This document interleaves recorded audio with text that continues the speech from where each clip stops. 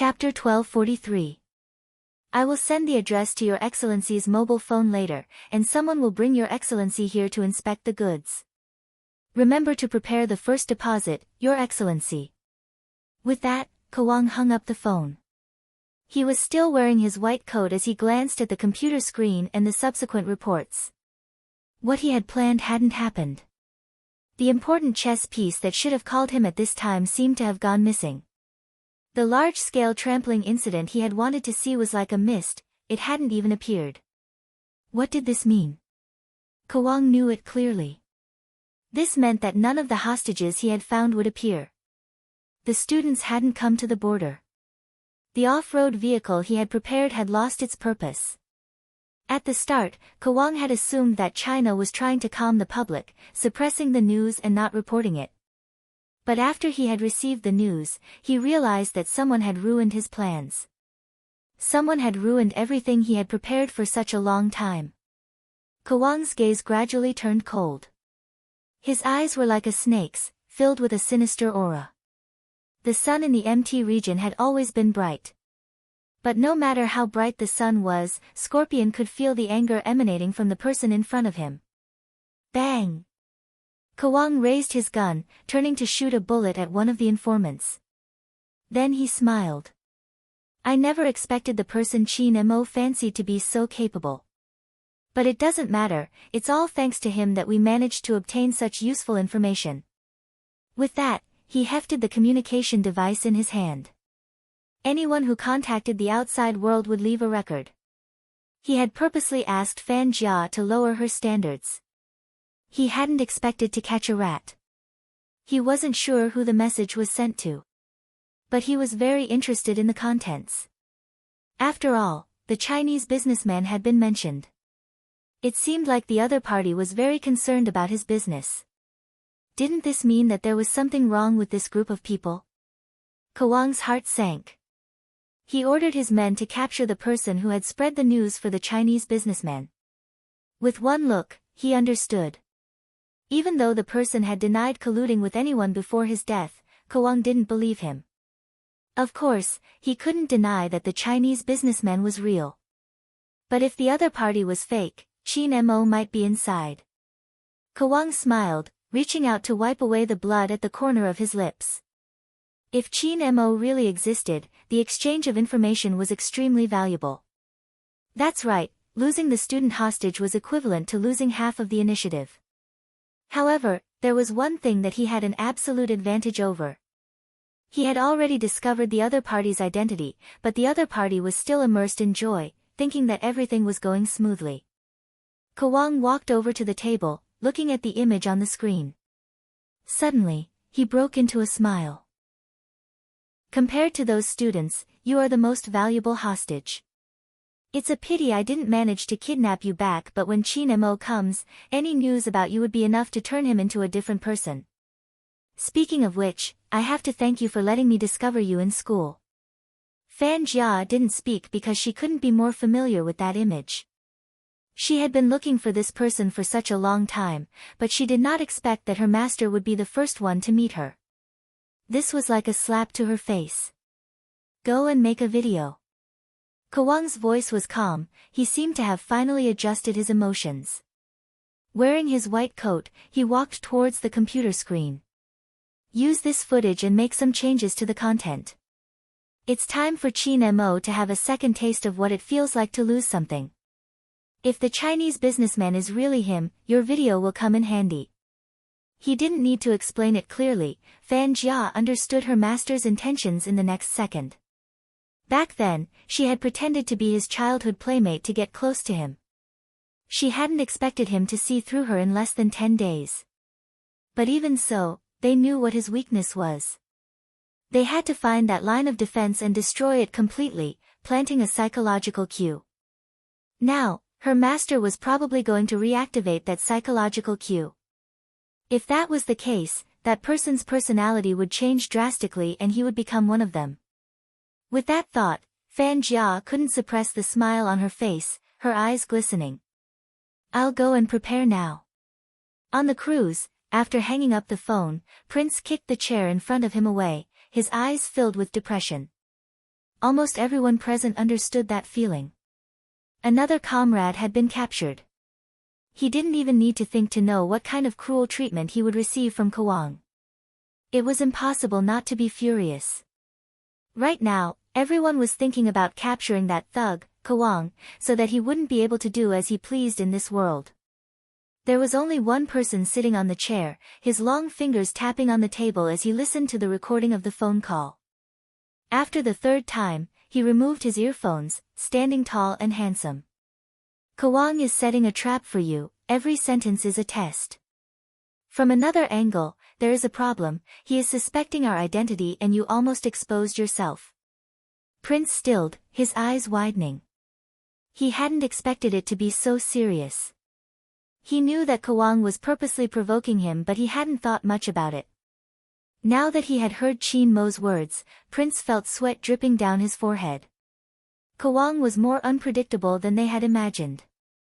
If Kawang is really suspecting our identity, boss, are we still going for the deal? Magician felt uneasy. Qin Mo stood up. Don't forget what the mission is, it's normal for us to be suspected. Kawang is a suspicious person and no one would immediately believe a Chinese person who has just entered the industry. Report the situation to the higher-ups. Fatty, check which special forces unit the captured soldiers belong to and which tourists are the hostages. We'll see how we can save them. Yes. The few of them split up, getting to work. The moment China received Qin Mo's news, they called for a meeting immediately. The atmosphere was tense. Whether to take action or not was a difficult decision to make. There were too many times when a decision had to be made and it had to be made. If they hadn't received the news previously, they could have taken it as the Chinese tourists had all been massacred. But now, they received the news. Kawang still had 17 ordinary tourists in his hands. The relatives of these tourists were all hoping for their return. They couldn't ignore such hopes. But at the same time, even though they knew Kawang was suspicious of Qin Mo and the others, they still sent the children to carry out the mission. They couldn't bear to do it. They were the top special forces in China. Their average age wasn't even 25 years old. Everyone knew that this was a mission that they might not be able to return from. General Qin wasn't the only one in the meeting. It was too difficult for them to make a decision. Indeed, it was too difficult. But all the spies had fallen. Now, only this team was left. They were the closest to Kawang's lair. If they were fully prepared, they would be able to break the stalemate and lock onto Kawang's exact location. With the video evidence and the tourists still alive, they would be able to mobilize the foreign troops. But all of this required someone to go against Kawang. Otherwise, no one could be sure if the 17 tourists, including the spies that Kawang had captured, would still be alive. This was the situation everyone understood. At the same time, Bo Jiao received 2 voice messages from young Master Tang. At this moment, Bo Jiao was 500 kilometers away from the border. She drove the Lamborghini very fast, even exceeding the speed limit. Her eyes were unprecedentedly dark. Bo Jiao was clear that even without this meeting, that person would have made the decision to save them. It was because of the clothes he was wearing. More importantly, he had said that the soldiers of China were born to save people. Little Blackie. Bo Jiao turned and ordered, "Help me get Hoshino's call." "Yes, master." The navigation system changed and the internet connected automatically. The video wasn't a road map anymore. Instead, it was directed to a computer. The next moment, Hoshino's handsome face with a faint smile appeared in front of Bo Jiao's eyes. He seemed to have just finished training. He was in his esports uniform and there was a black earpiece on his ear. Bo Jiao was used to seeing him in a sweater. Now that he had changed, it gave her a faint glow. "It's rare that you would send me a video call directly. Hoshino, I need you to help me investigate a place." Bo Jiao tilted her head. Her eyes were bright. "Use the power of the entire hacker world." Hoshino paused. Then he smiled. "I understand." I'm the only one here. The access is limited. Now, connect to the regional network. Is it okay for me to log in with your account? It's okay. Bojo was straightforward. Hoshino's gaze turned warm. When Yusishin pushed the door open, this was the scene he saw. He didn't need to think to know who he was talking to. But Hoshino actually gestured for him to leave. Yusishin tied up his long hair. His sharp handsomeness made him exude a sense of coldness. Then he slammed the door. He didn't even want the cake he had bought. His long legs stepped on the pure black battle axe. The manager behind Yusishin was a little cautious. Young master, what's wrong? Isn't young master Hoshino around? Why isn't he around? He's kissing his lover. He probably doesn't have time to care about you. Why? Do you want to test my driving skills? When Yusishin said this, the corners of his eyes turned cold. Such a man could really make people feel scared. The manager remembered the person who wanted to touch young master's car. He broke one of his ribs. He hurriedly waved his hands. No, I'm just asking. Who did he offend? He felt so wronged. Yusishin didn't say anything. He glanced at the cake box that he had thrown. The more he looked at it, the more irritating he felt. He stepped on the accelerator. He was arrogant like a ball of fire. He didn't know who he would burn. Only young Master Hoshino could make the prince of the underworld reveal his emotions. The manager sighed. He didn't dare to ask why. Upstairs, Hoshino had already opened his laptop.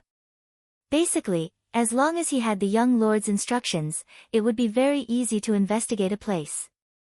But the place they wanted to investigate today wasn't so easy to find. Because it was in the MT area, the ungoverned area of the Golden Triangle, everything became very complicated. First of all, this place wasn't developed. In addition, it was surrounded by dense forests. This meant that the communication here wasn't developed. In a place where communication wasn't developed, the internet wasn't widespread. To a hacker, in order to infiltrate a place, they had to have a network first. That way, it would be easier for them to operate. But here, because the network signal was too weak. In order to infiltrate, they had to find a suitable route. A few simple hackers definitely wouldn't be able to do it. But Bojo had said that they had to gather the power of the entire hacker world. This meant that this infiltration wasn't limited to one type of network. As long as there was a route, they would be able to infiltrate. But they still needed time and it would take a long time. No one was sure if they would be able to find the place before their young lord arrived.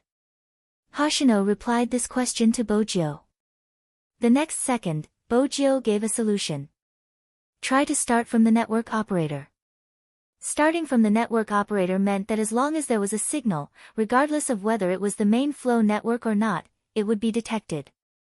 Many people said that hackers relied on their coding ability and hacking skills. That was indeed true. But there was another point that people often neglected. That was the thought process to infiltrate. A correct thought process to infiltrate could save a lot of time.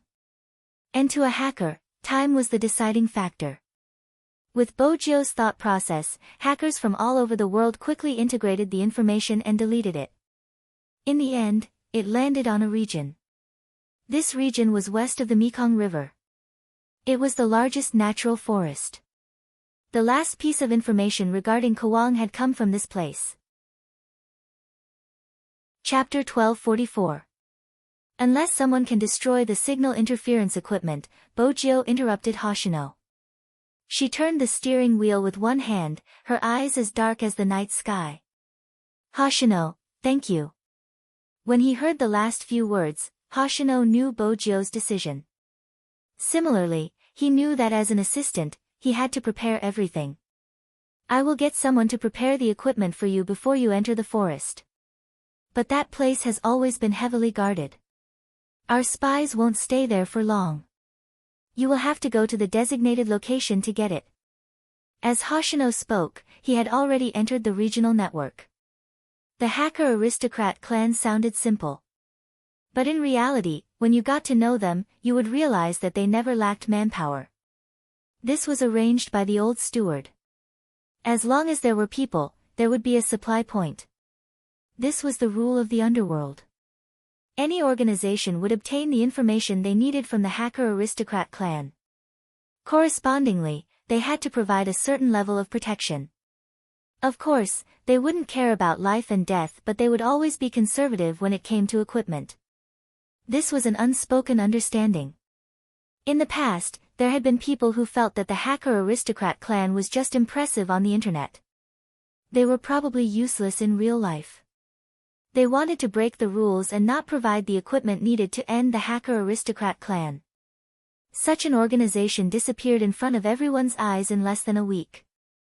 The hacker aristocrat clan sold information, but that didn't mean that they were weak. Everyone knew what kind of person the young lord of the hacker aristocrat was. Unless they had no other choice, they would never offend Z. After all, everyone helping each other out was what everyone in the underworld wanted to see. This was the same in the MT region. Just as Bojo drove towards the direction of the forest, the Supreme Council had made a decision and the operation continued. This was Qin Mo's suggestion. Because he knew very well what the current situation was. Perhaps every Special Forces soldier had been prepared for this from the very beginning. Regardless of what awaited them in front of them, they had to learn how to overcome it. If the mission was too dangerous, they wouldn't go for the rescue. That would probably go against the original intention of wearing this uniform.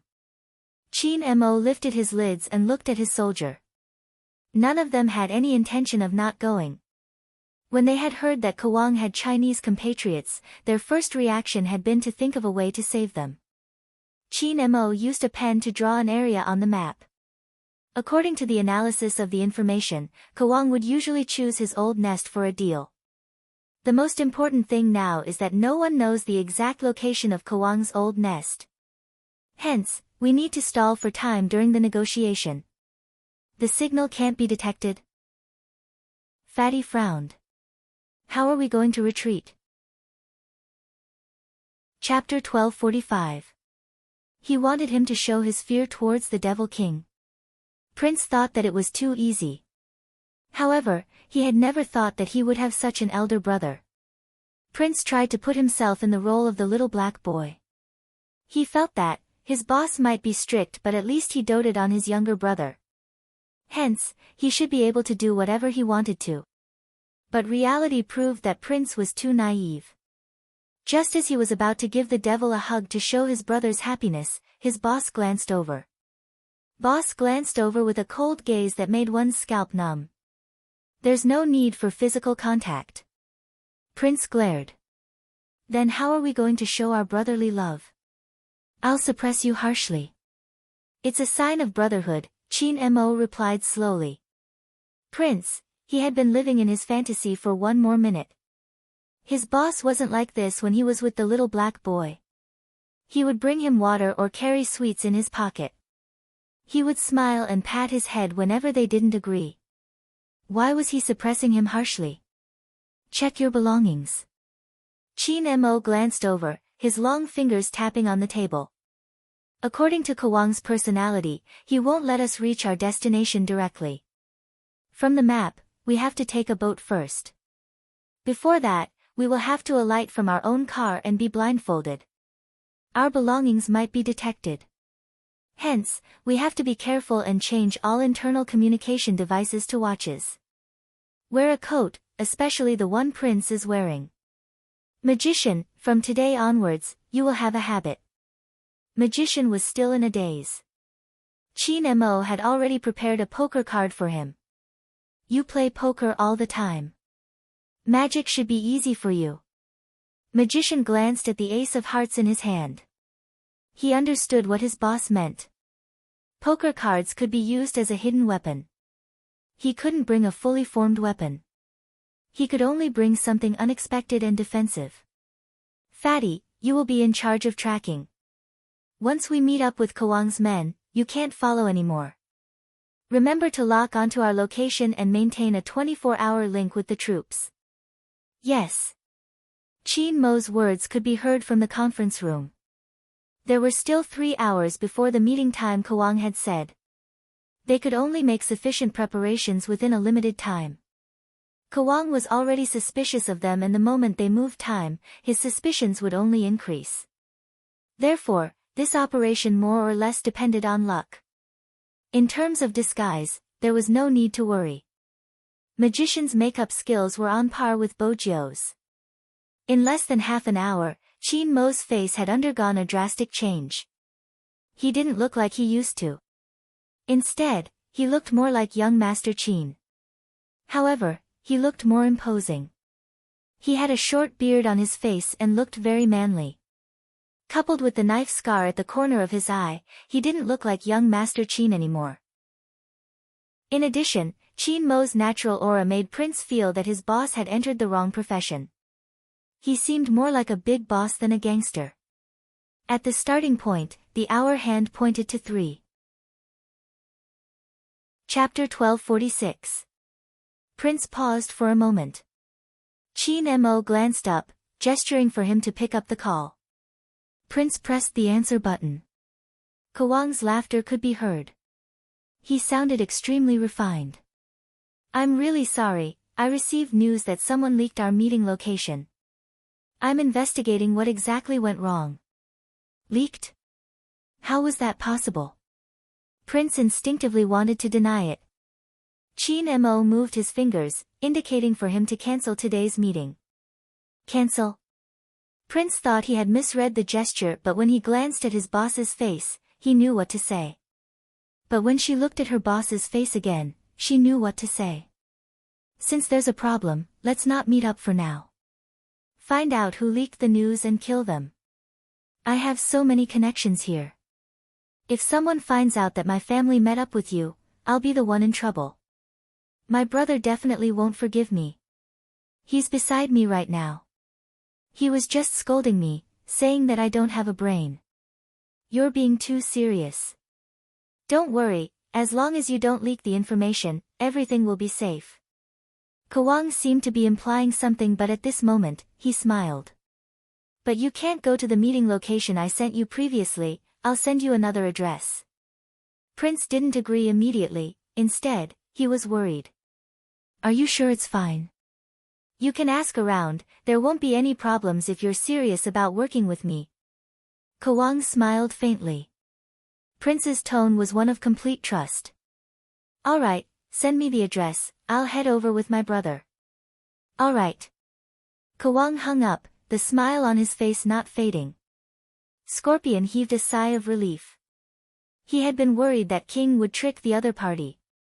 After all, the other party was someone he wanted to work with.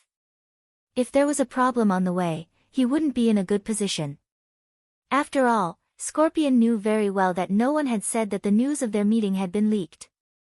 King's intention in making this call was very obvious. He wanted to naturally change the meeting location and disrupt the other party's rhythm. Only then would he know if there was a problem with them. Until now, the other party's reaction has been the same as a buyer, including his worry. Kawang's gaze dimmed. Take the call first, I won't believe it unless we meet face to face. Yes. Scorpion accepted the order and began to make preparations. On the other side, Prince broke out in a cold sweat again. He finally realized that Kawang had been bluffing him. If he had said that it was impossible, it wouldn't have suited his identity as a buyer. Buyers would be more concerned about whether the transaction was really safe, whether the supply was good enough, and how the price and benefits would be. Kawang's words hinted at the question. Perhaps only boss would be able to respond at the first moment. Prince finally understood why his boss was the only one who could complete this mission. Other than their boss, anyone who came would lose to Kawang in terms of psychological testing. In the end, they would all be wiped out.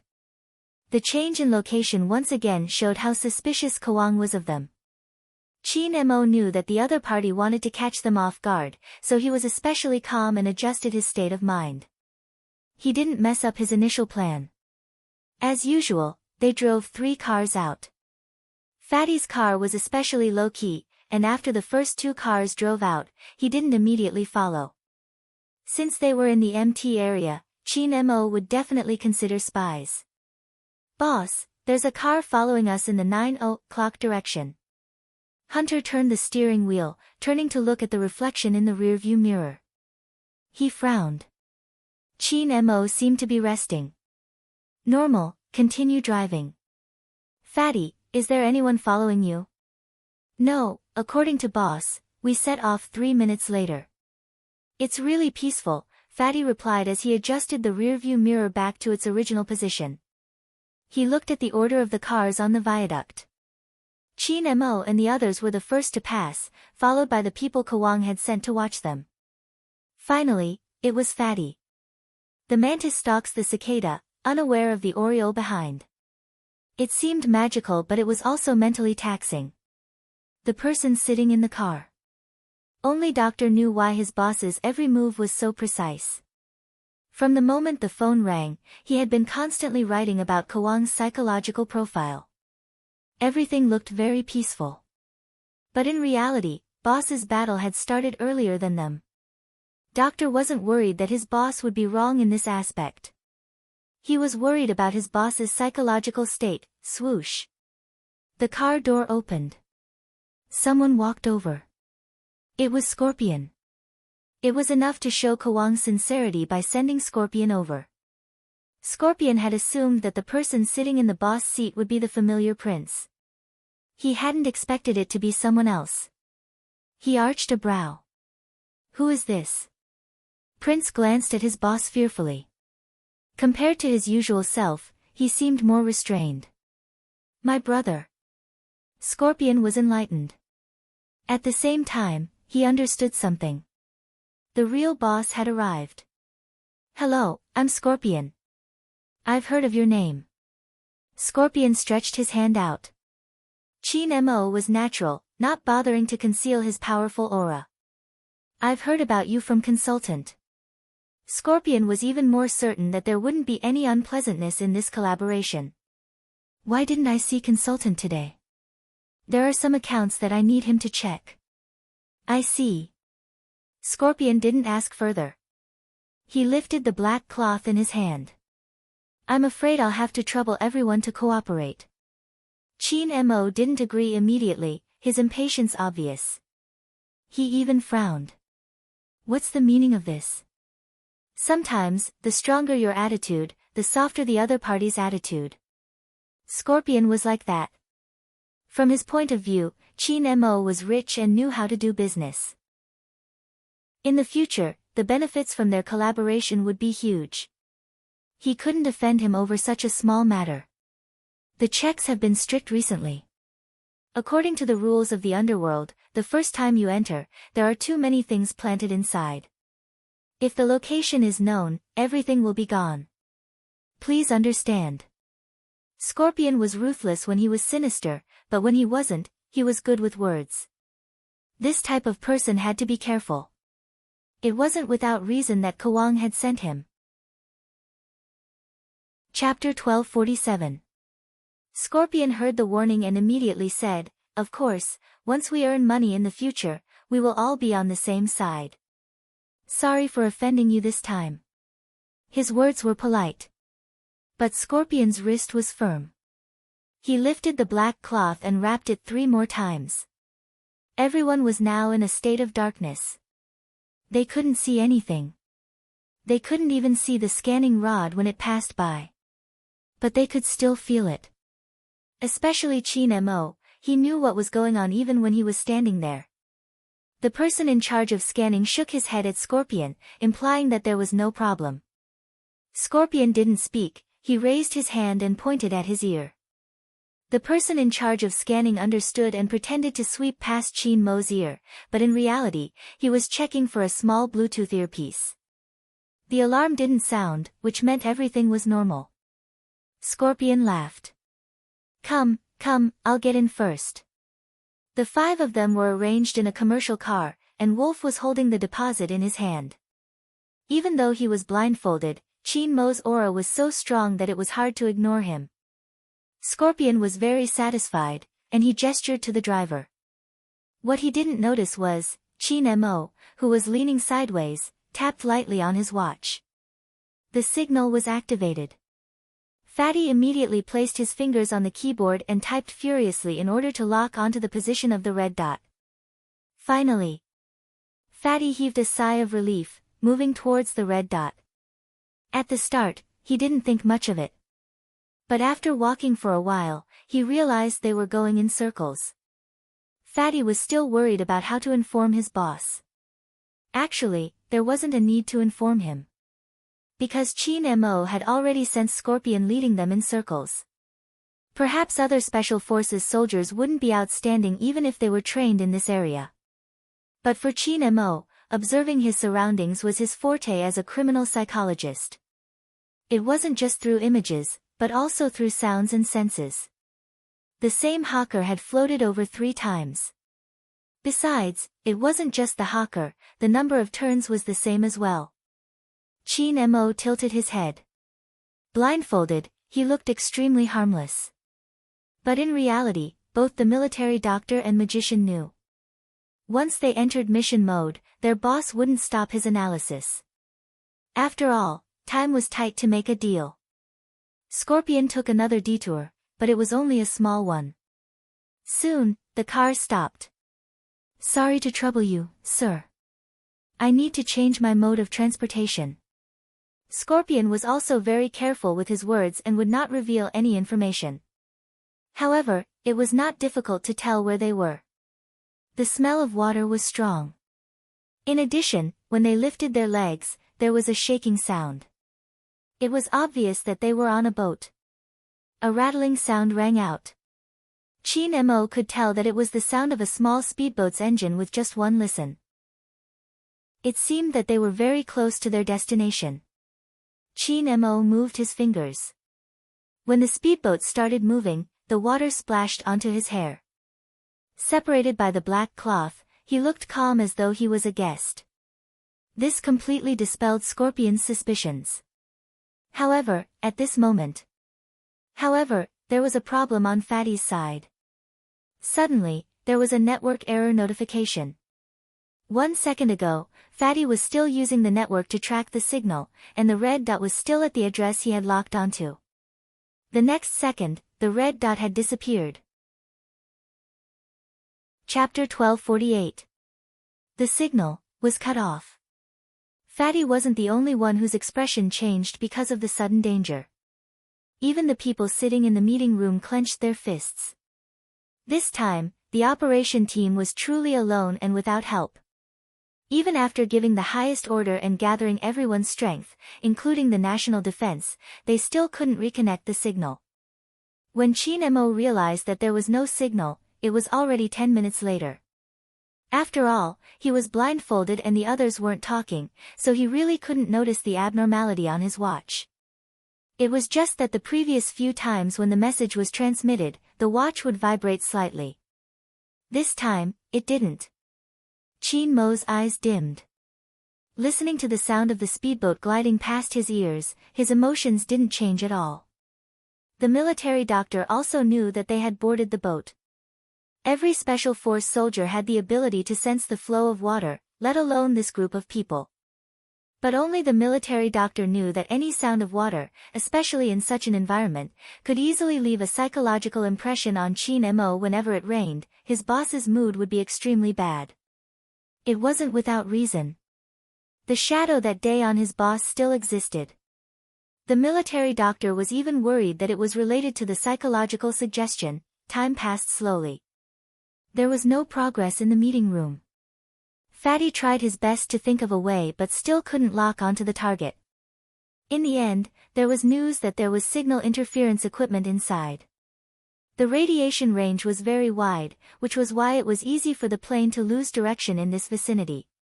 In addition, when looking down, other than the complicated river below, there was only lush jungle. It was difficult to see the state of the situation inside, so there was no way to provide any support. The operation team had lost contact for half an hour. No one could predict what would happen in this half an hour. No news at this time might be the best news. The position of the sun moved down a little and the surrounding scenery also changed. It had to be said that this place was really beautiful, but that kind of beauty seemed to hide danger. The river narrowed. Not far away, there were mercenaries with guns in their hands. Some sat on the boat, some stood on the shore, as if they were patrolling. Unexpectedly, some of them were young, even the youngest was only 10 years old. Perhaps this was the real Golden Triangle. Because it was a lawless area, and because it wasn't peaceful, even children would carry guns. They were not poor. Even if stacks of money were to pass by them, they might not even blink. This place was rich in poppies. Everyone knew that there was no business in the world that could bring in money faster than poppies. What they lack is love. They didn't have parents, and even if they did, they were just slaves. He had been raised by Kawang's side since he was young and was different from the other children. Their eyes were even colder than ordinary people's. This was the scene that Prince saw when his blindfold was removed. He stood there in a daze, unable to believe his eyes. Scorpion stood to the side and laughed, "Welcome to our paradise. From here on out, no one will be able to disturb our cooperation." Chapter 1249. Scorpion lifted his chin, gesturing for him to look into the depths of the forest. Chin Mo tilted his head. The first thing he saw were two metal tower-like buildings. Every Special Forces soldier had received training in this area. Some reacted slowly while others reacted quickly. Chin Mo took a glance and understood what it was. It was a signal interference tower. Not bad. He put one hand into his trouser pocket and said slowly, "In this way, our cooperation will be more secure." Scorpion laughed. "Boss Rong, you know your stuff." Prince's gaze was still on the children. Scorpion noticed it, turning his head over. "Why?" "Second young master hasn't seen them before." Prince admitted carelessly. "They are so young, I haven't seen them before." "Do they know how to shoot?" "Second young master Rong, don't underestimate them." The corners of Scorpion's lips curled up slowly. "Sometimes, they are the most useful when dealing with special forces trying to sneak in." Prince tried his best to look natural. "Are you serious?" "Of course." Scorpion sized him up. Second young master's expression when he looks at them is similar to the expressions of Special Forces soldiers. But the difference is that second young master doesn't look like a Special Forces soldier. Prince didn't move. Chin Mo spoke up at this moment. "That's why I let him come out to see the world. He is well protected at home. My brother's biggest flaw is that he isn't ruthless enough." With that, Chin Mo glanced at Prince. That glance made Scorpion give up on some thoughts. After all, the second son of some families was indeed like that. Moreover, he was a rich fool. He smiled. "Boss Rong, this way please." Chin Mo didn't say anything else. He stuffed a hand into his pocket, walking past the two boys who were gambling with their guns. His aura was as strong as ever. Prince was startled. He understood that his reaction just now might have been seen through. He immediately returned to his role, reaching out to touch the bridge of his nose. Just like a useless nouveau riche, he followed behind Chin Mo. Every scene made one's heart skip a beat. There was even a sense of repulsion towards this place from the bottom of their hearts. Scorpion called this place heaven, but in Prince's eyes, it was no different from hell. Although it is sunny and beautiful. But the things these children did made people feel a chill run down their spines. Magician, who was standing at the side, felt the same way. It wasn't because of the children, but because after seeing the building, they understood why their boss had asked Scorpion that question.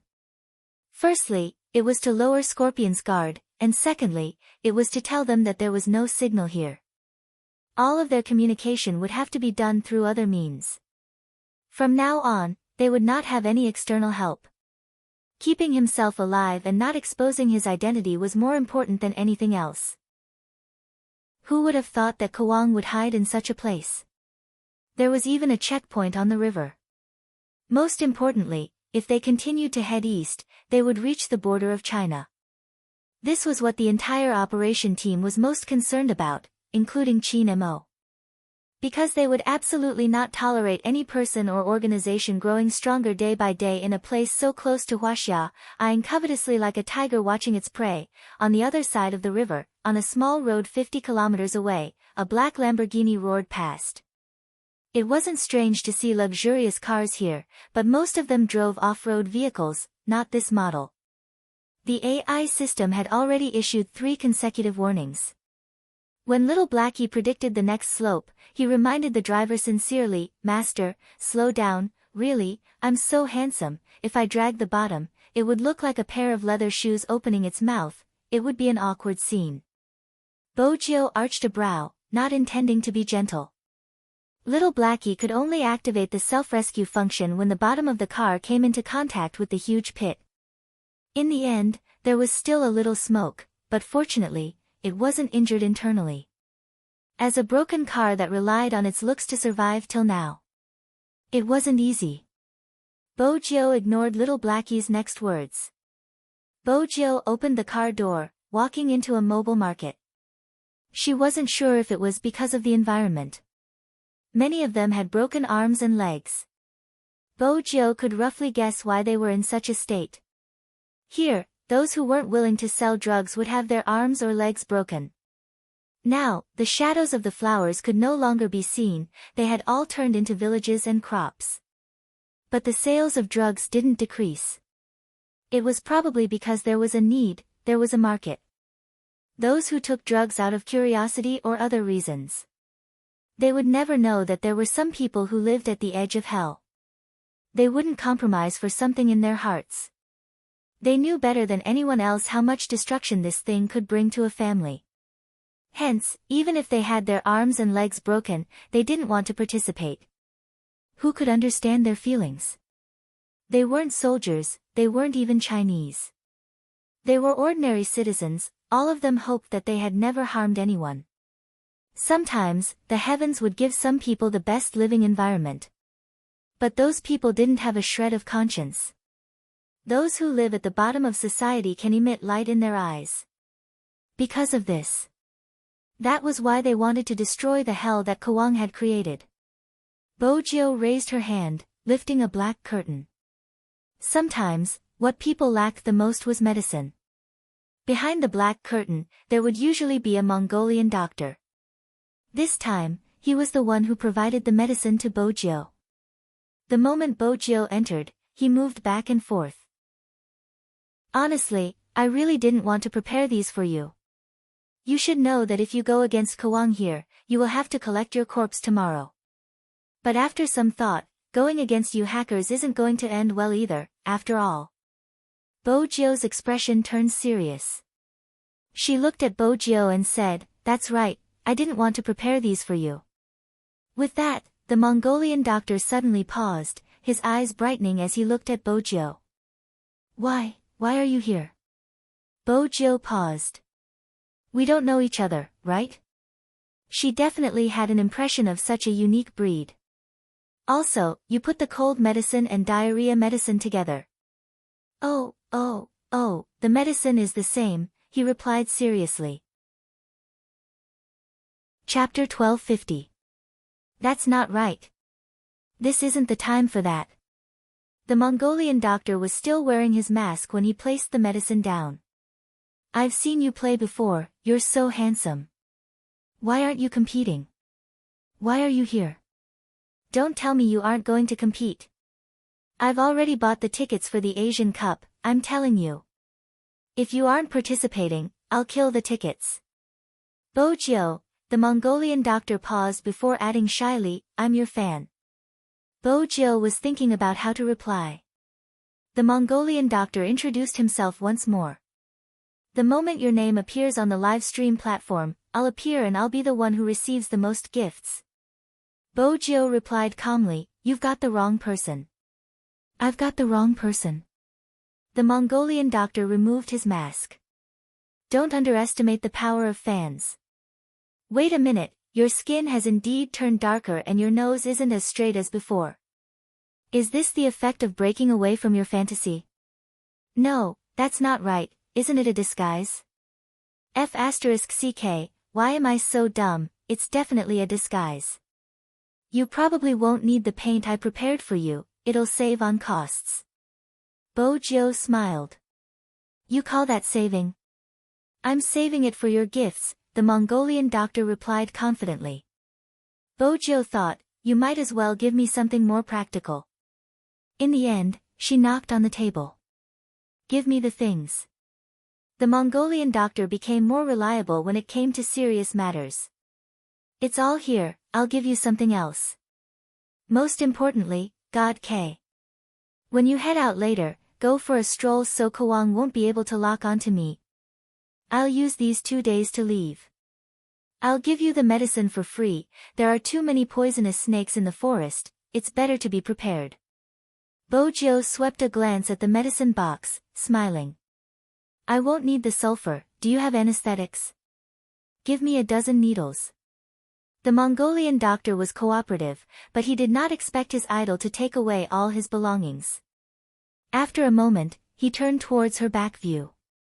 Honestly, you should return to Supreme Alliance, it doesn't matter if you're a girl. Take me for example, after I found out you're a girl, my first reaction was to marry you. I just don't know if you have a boyfriend. I do.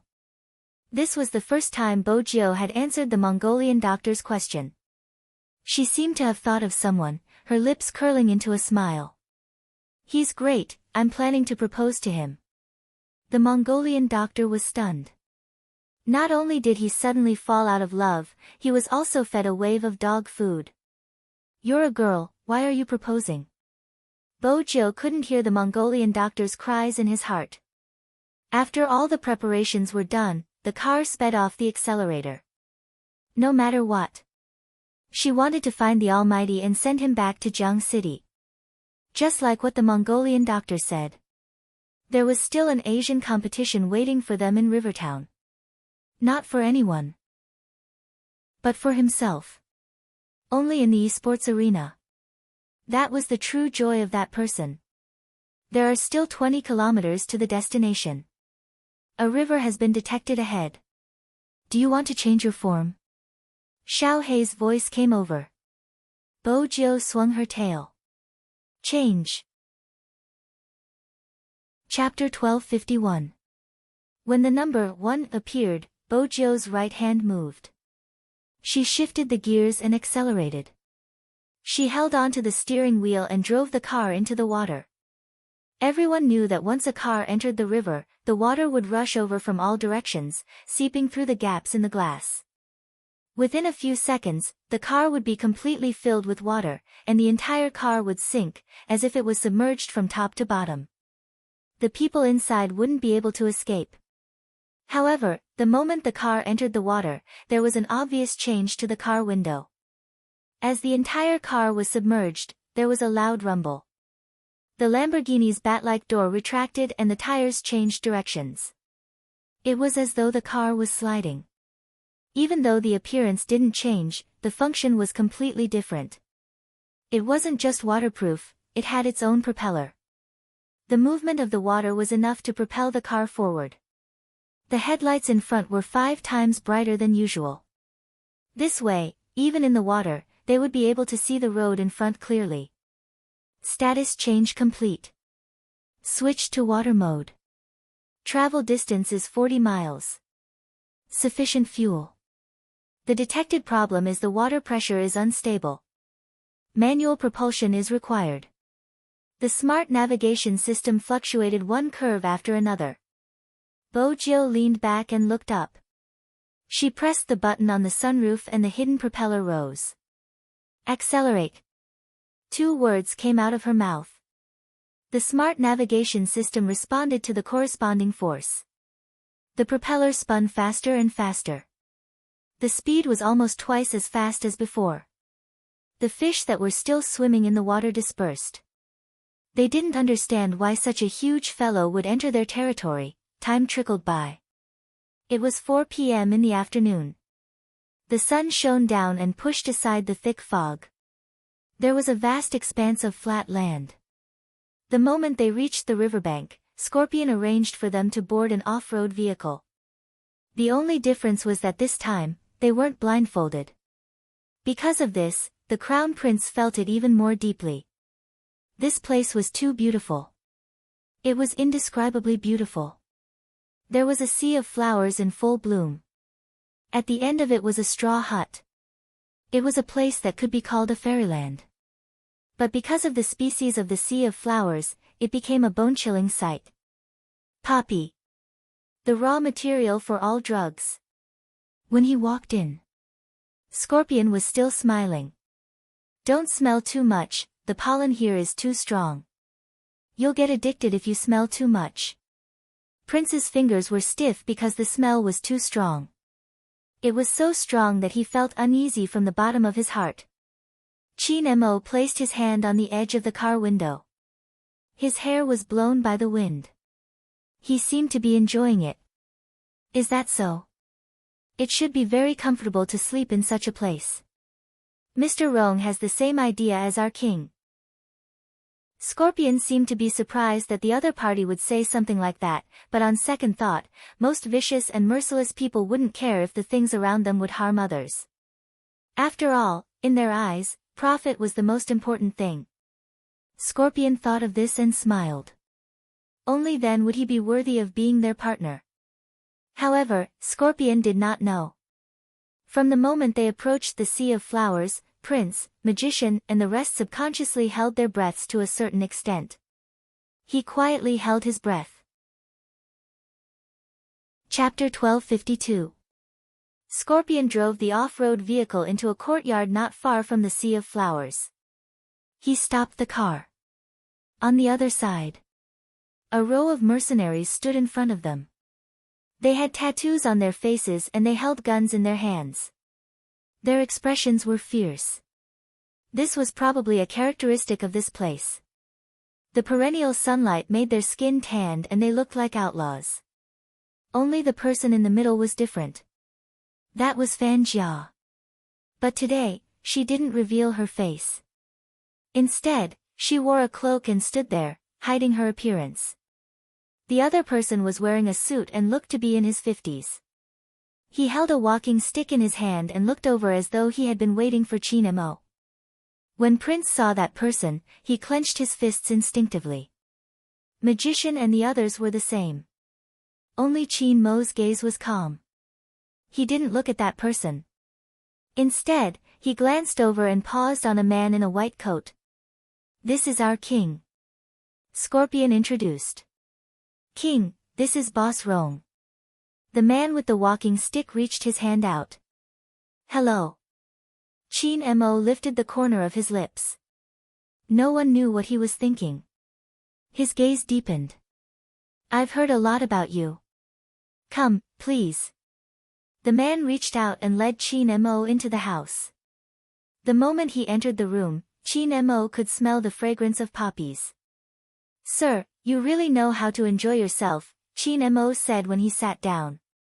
The man laughed. Boss Rong knows his stuff. I'm used to this fragrance and sleep well at night. The man took out a cigar and passed it to Chin Mo. Want one? The moment he said that, Prince wanted to clench his fists. Prince wanted to clench his fists instinctively. After all, everyone knew that in a place like this, things like cigarettes couldn't be accepted because no one knew what was inside. But before he could react, Chin Mo had already taken a puff. Chin Mo was already smoking a cigar. He tossed one to him and said, "Test it." Prince didn't have time to react as he took the cigar. The man narrowed his eyes. Mr. Rong, what do you mean? Even though I do business in this area, I don't touch such things. Chin Mo crossed his legs, his aura strong. Sir, what do you mean by giving me this? Doubt my identity? Then can I also suspect Sir's identity? Are you really Kawang? The man paused, as if he hadn't expected him to be so direct. Moreover, this person didn't look like a soldier, nor was he sent by any department. However, the aura of a gangster was very strong. What was he going to say next? That person had no idea what to do. His gaze drifted in a certain direction. At this moment, even Prince could tell that there was something wrong with Kwang. Why did he keep looking at a family doctor? Just as the question popped up in his head, a voice entered his ears. Boss Rong, you have a good eye. The family doctor walked out from inside. He was wearing a white coat and a pair of gold-rimmed glasses. He looked very gentle, and even had an indescribable elegance. Chapter 1253. This was Kwang. Prince seemed to have understood something, glancing up at the family doctor. At this moment, he was already seated in his seat, facing Qin Mo. The person in disguise stood up, standing at the side respectfully. In that instant, doctor and magician's hearts were in their throats. Even though their boss had changed drastically in terms of appearance. Even Fan Jia hadn't been able to recognize him. But Kwang wasn't Fan Jia. Other than being scheming, he was also a top criminal psychologist. When such a person was trying to identify others, they would not rely on their appearance to identify them. In this aspect, Qin Mo was the same. People like them were usually best at observing each other's details. For example, their actions, the way they spoke, even the minute movements when they drank water would be fatal. The reason why Kwang didn't show himself was because he had a plan from the start. He wanted to observe them in the dark. It was a pity that the people on his side weren't able to keep their composure. Kwang glanced up, sweeping a glance at the vicious face in front of him. Then he smiled.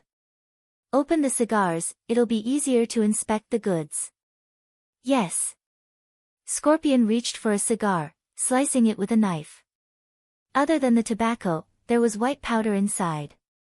Qin Mo smiled playfully. No wonder you don't have to worry about being investigated when doing business with Sir. Such packaging is natural.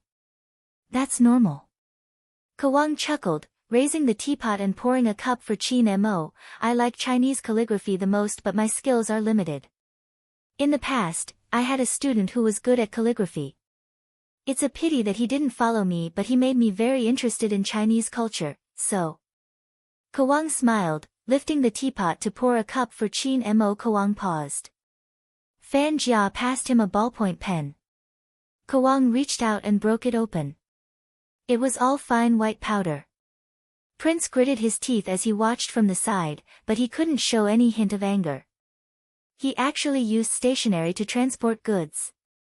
However, doctor and magician were thinking about something else. Could the student that Kwang was referring to be? In that instant, doctor's heart sank. What did Kwang mean? Had he seen through their boss's identity? Otherwise, why would he deliberately mention his student? His thoughts were disrupted. The military doctor knew that the current situation was very dangerous. He shouldn't follow her train of thought. However, those who studied psychology would usually be more sensitive than ordinary people. His thoughts were like this now. Then the boss would definitely be more complicated. Kwang hadn't confirmed his boss's identity and was just testing him. Boss's next reply was crucial. Not a bad idea. Qin Mo took the ballpoint pen and sized it up. Seeing this, I thought of a better idea. Instantly, Kwang's sinister gaze lessened. He arched a brow. Oh. What is it? The correction fluid is safer than this. Qin Mo tossed the pen aside, his aura thickening. Chapter 1254. Watch a movie. How could Kwang be in such a good mood? The military doctor looked at his boss worriedly. But Kwang didn't seem to be asking for anyone's opinion. With a raise of his hand, his men had already changed the setting in the living room. And where they were sitting, they were facing the screen. If they stood up and left now, their previous efforts would be in vain. They already had so much information. As long as they reached a place with a signal, they would be able to send out the exact location. The main force would arrive soon and completely destroy this hell-like place. But Kwang wasn't easy to deal with. Now, what was his purpose in doing this? Doctor couldn't figure it out. That was why he wasn't confident. Kawang sat on the chair and raised his wine glass. I wonder what kind of movies Boss Rong likes to watch. I personally like anti-reconnaissance movies, so I made the decision to choose this one. Boss Rong, don't be in a hurry to leave, such a good show isn't easy to come by. Oh. Is that so? Qin Mo arched a brow, a nonchalant expression on his face. Sir's introduction does pique my interest. Kawang laughed. You might like it since the main character is a good choice. The more he acted like this, the more suspicious Doctor was. His boss couldn't possibly not know that Kawang didn't come with good intentions. Was he testing him? The last test? Doctor tightened his fists, his thoughts unreadable. Even someone as insensitive as Prince could tell that the movie invitation wasn't simple. He looked at the atmosphere between the two of them. Especially the smile on Kawang's face. No matter how one looked at it, it was as sinister as a venomous snake. Even though he gave off a refined vibe, at the west side, by the shore. A rustling sound could be heard. The patrolling mercenary frowned. He carried his rifle and walked towards the bushes.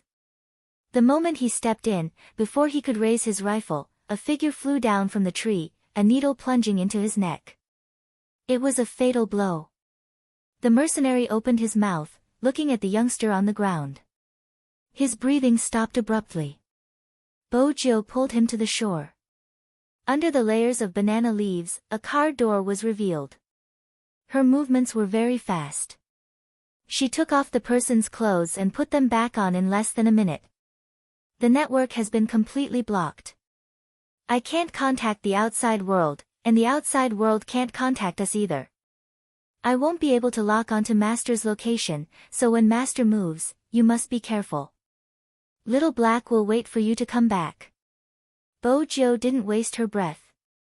She reached out and patted Little Blackie's car door. Then she moved the banana leaves back. When she turned around again, she had already changed her appearance. She was wearing a mercenary uniform, and her face was covered with a mask.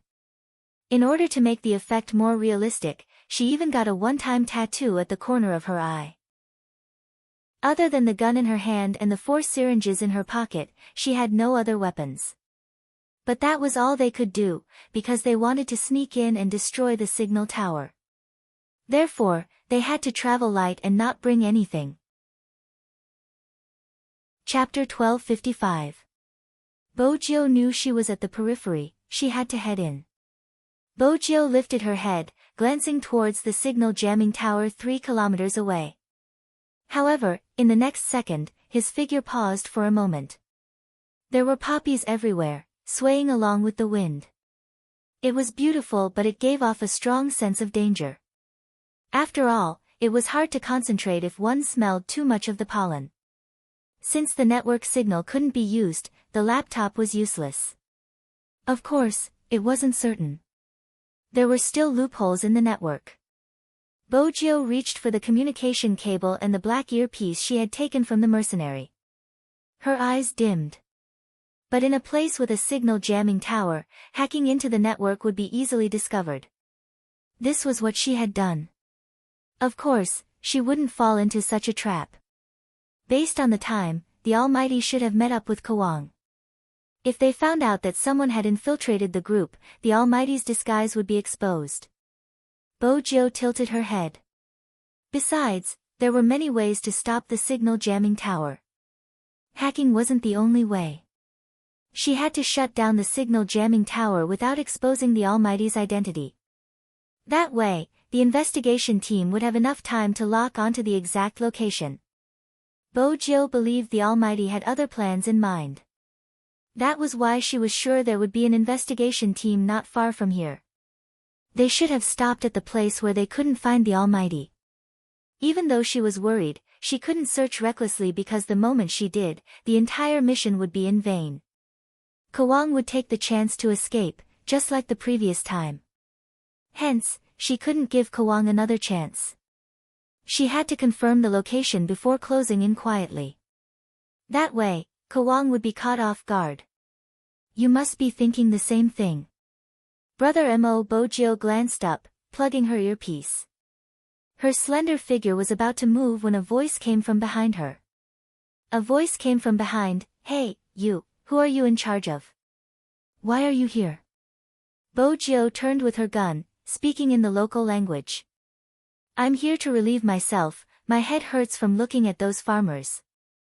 "Don't be too relaxed, King has instructed us not to make any mistakes today." That person glanced at Bo Jio but didn't say much. He grabbed his gun and went somewhere else. After all, he had never imagined that someone would disguise as one of them and infiltrate their ranks. In addition, Kawang had locked up all the spies and suspected spies yesterday. That meant that there was nothing wrong with the rest. Therefore, that person's guard wasn't very high. What's more, they were inspecting the surface of the water within a 50-kilometer radius. Since the alarm didn't go off, it was even less likely that someone would sneak in. After all, there wasn't even a ship in sight. However, who knew? Bo Jio didn't walk on the surface but under the water. Bo Jio's gaze deepened as she reached out to pull down the towel. She lifted her legs and walked behind him. Bo Jio wouldn't make a move. Because of her voice in my ear. "Number 7, what happened to number 7? Speak." "I just went to the toilet." "Next time when you go to the toilet, keep the communication line open." "What's the situation on your side?" "Everything is normal." Bo Jio pushed the syringe back into her pocket. Every mercenary here had a Bluetooth earpiece. If one of the Bluetooth earpieces didn't receive a reply, the main communication room would be alerted. Hence, unless it was absolutely necessary, she wouldn't make a move to get rid of him. This way, it would increase the difficulty of her infiltration. It was impossible for there to be no one guarding the signal shielding tower's engine room. It seemed like she could only make use of the time difference. She had to find out how often they would question her. Once she reached the engine room, she would definitely hurt someone. Only by controlling the engine room would she be able to prevent the signal shielding tower from detection even if it was shut down. Hence, the timing of her attack was crucial. Bo Jio tilted her head, a pair of dark eyes glistening. Her guess was right.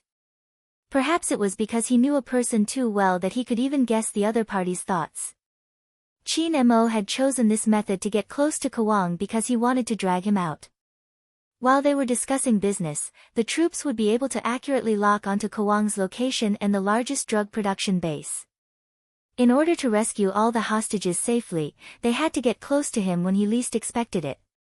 If Kawang noticed the commotion, those ordinary tourists would lose their lives here. And that school at the border, this was the reason why Qin Mo didn't stand up even though he knew the movie was going to be an unfavorable test for him. He sat on the chair, looked at the screen, and held the teacup with his fingers. Because the knife wound on his face was still there, he looked a little fierce. His temperament as a big boss hadn't changed at all. Kawang held the remote control, pushing his spectacles before pressing the play button. It was not a movie. Instead, it was a video recorded by the school's surveillance system.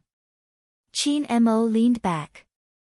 "I don't seem to have the same taste as you. I'm not interested in artistic films with school themes." With that, he tilted his head. "How's the inspection?" Prince knew that it was time for him to regain his composure. "It's all right, it's all good stuff." "Brother, are we really going to stay here to watch a movie? It's so boring." "If you're bored, go find something to do." "Don't bother me and sir," Qin Mo said calmly. Kawang smiled. "I'll bring second young Master Rong out to play. I want you to take a look at this movie." "Boss Rong, don't misunderstand, this isn't an artistic film. You'll understand when you continue watching. It's something interesting that happened when I was playing outside." The moment he finished his sentence, a fat girl was suddenly pushed against the wall in the video. Even though there was no sound, everyone's expression could be seen in the video. They crossed their arms, as though they were interrogating. But it wasn't a friendly way of questioning. He raised his hand and poked the fat girl's shoulder. In that instant, the atmosphere in the room seemed to have changed. Was this school violence? Prince tried his best not to let anyone see his expression. But what exactly was going on with this video? Those people were obviously wearing their country's middle school uniform. Was this a local school? Which one? It wasn't that Prince hadn't gone to school before. When he was in school, he would occasionally see girls huddled together and neglected one of them. But it wasn't like this. This was already, before Prince could think of anything. Chapter 1256. The fat girl in the video dashed out. He thought that was the end of the matter. Unexpectedly, the video was pulled to the classroom. On the screen, the teacher let a transfer student in. That transfer student was actually Little Black. Prince tried his best to control his expression, but in that instant, his hands still tightened around the handle of the chair. What was going on? Did Little Black go on a mission and his disguise was exposed? Prince tightened his grip. He wanted to turn his head to look at his boss. At this moment, Kwang's attention was focused on Boss Rong's face. He didn't notice anyone else. Chin Mo crossed his legs, still in the same position, supporting his chin. He didn't seem interested in the video, only glancing at it occasionally. Even Bo Jio's appearance didn't pique his interest. But in that instant, no one could see the throbbing in his chest. Kwang raised his hand, raising his wine glass. Seems like Boss Rong is bored. It's alright. Chin Mo touched it casually. I'm more concerned about the business. Kwang smiled. Me too, but since the show has started, let's watch it till the end. Chin Mo didn't object, seemingly indifferent. But when he looked at the video again, he felt as if his heart was being squeezed. Why was she there and not at the military base? Chin Mo swirled his wine glass, as though that was the only way to suppress his uneasiness. Kwang spoke again, his tone filled with regret. All the students in this school were supposed to be my hostages, but this fellow ruined it. Boss Rong probably didn't know that this high school student isn't simple at all. It's a pity that her opponent is me. Chin Mo raised his hand, drinking a mouthful of wine, the ruthlessness of a gangster. That's interesting. Indeed. Kwang retracted his gaze, glancing in Fan Jia's direction. The question in his eyes was obvious. Fan Jia nodded.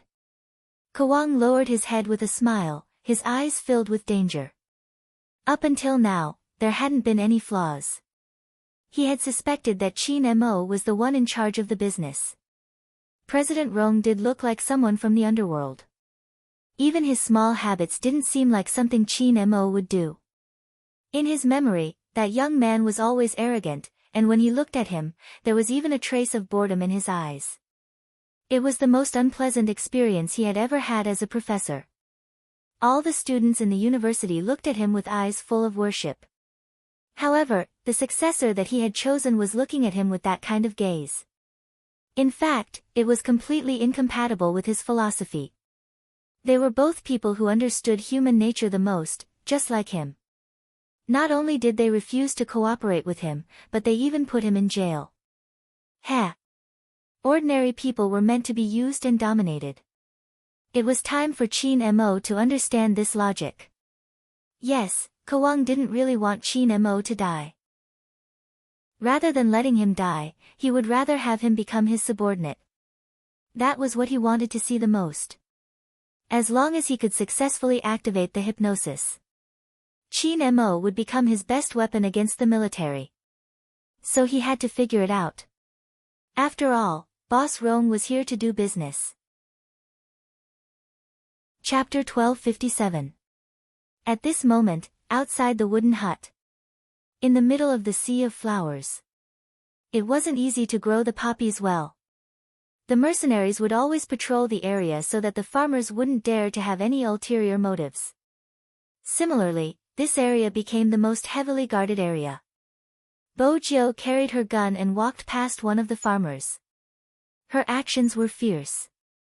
No one suspected her even when she was near the engine room. But in order to enter the engine room, she had to be able to match the slogan. Bo Jio walked back and forth. She looked like she was patrolling the perimeter, but in reality, she was listening to the movements there. 3 batches of people had entered the engine room. It was just that these 3 groups of people all had different slogans. Even with her strong memory, it was hard for her to enter such a defense mechanism. Just as Bojio narrowed her eyes, the 4th batch walked over. Bojio arched a brow. She held a cigarette in her right hand and placed her left hand on the shoulder of one of them. "Brother, do you have a lighter?" "Of course." The person swept her a glance. "But why do you look so unfamiliar? When did you come? Are you in charge of the engine room?" Bojio watched his gaze and noticed the suspicion in it. She smiled faintly. "I haven't been here for long. That's why I haven't seen you before." The person lit his lighter and moved it in front of her. Bojio lit the cigarette but didn't continue to follow him. Instead, she waved her hand. "Thanks. It's okay." The person's suspicions were dispelled when he saw that she wasn't moving forward. He walked towards the engine room. Bojio held the cigarette in her mouth. Her patrolling posture was natural, as though she had indeed been borrowing a lighter. However, only she knew that if she had continued, her identity would have been exposed. Breaking through the defense of the engine room was harder than she had imagined. It seemed like this time, she would have to be more patient and observe. Bojio glanced up and puffed out a string of smoke. She watched the setting sun and listened to the slogan of the 7th batch. A smile appeared on her lips. As expected, after the 3rd slogan, another round. She walked towards the engine room. As the 8th batch, she was stopped by the guards. They glanced at Bojio before replying, "Slogan." Bojio searched through her memories and recited the slogan unhurriedly. The guards looked at each other and stood to the side. Bojio knew her slogan was right. She held the gun in one hand and walked in. The computer room was huge.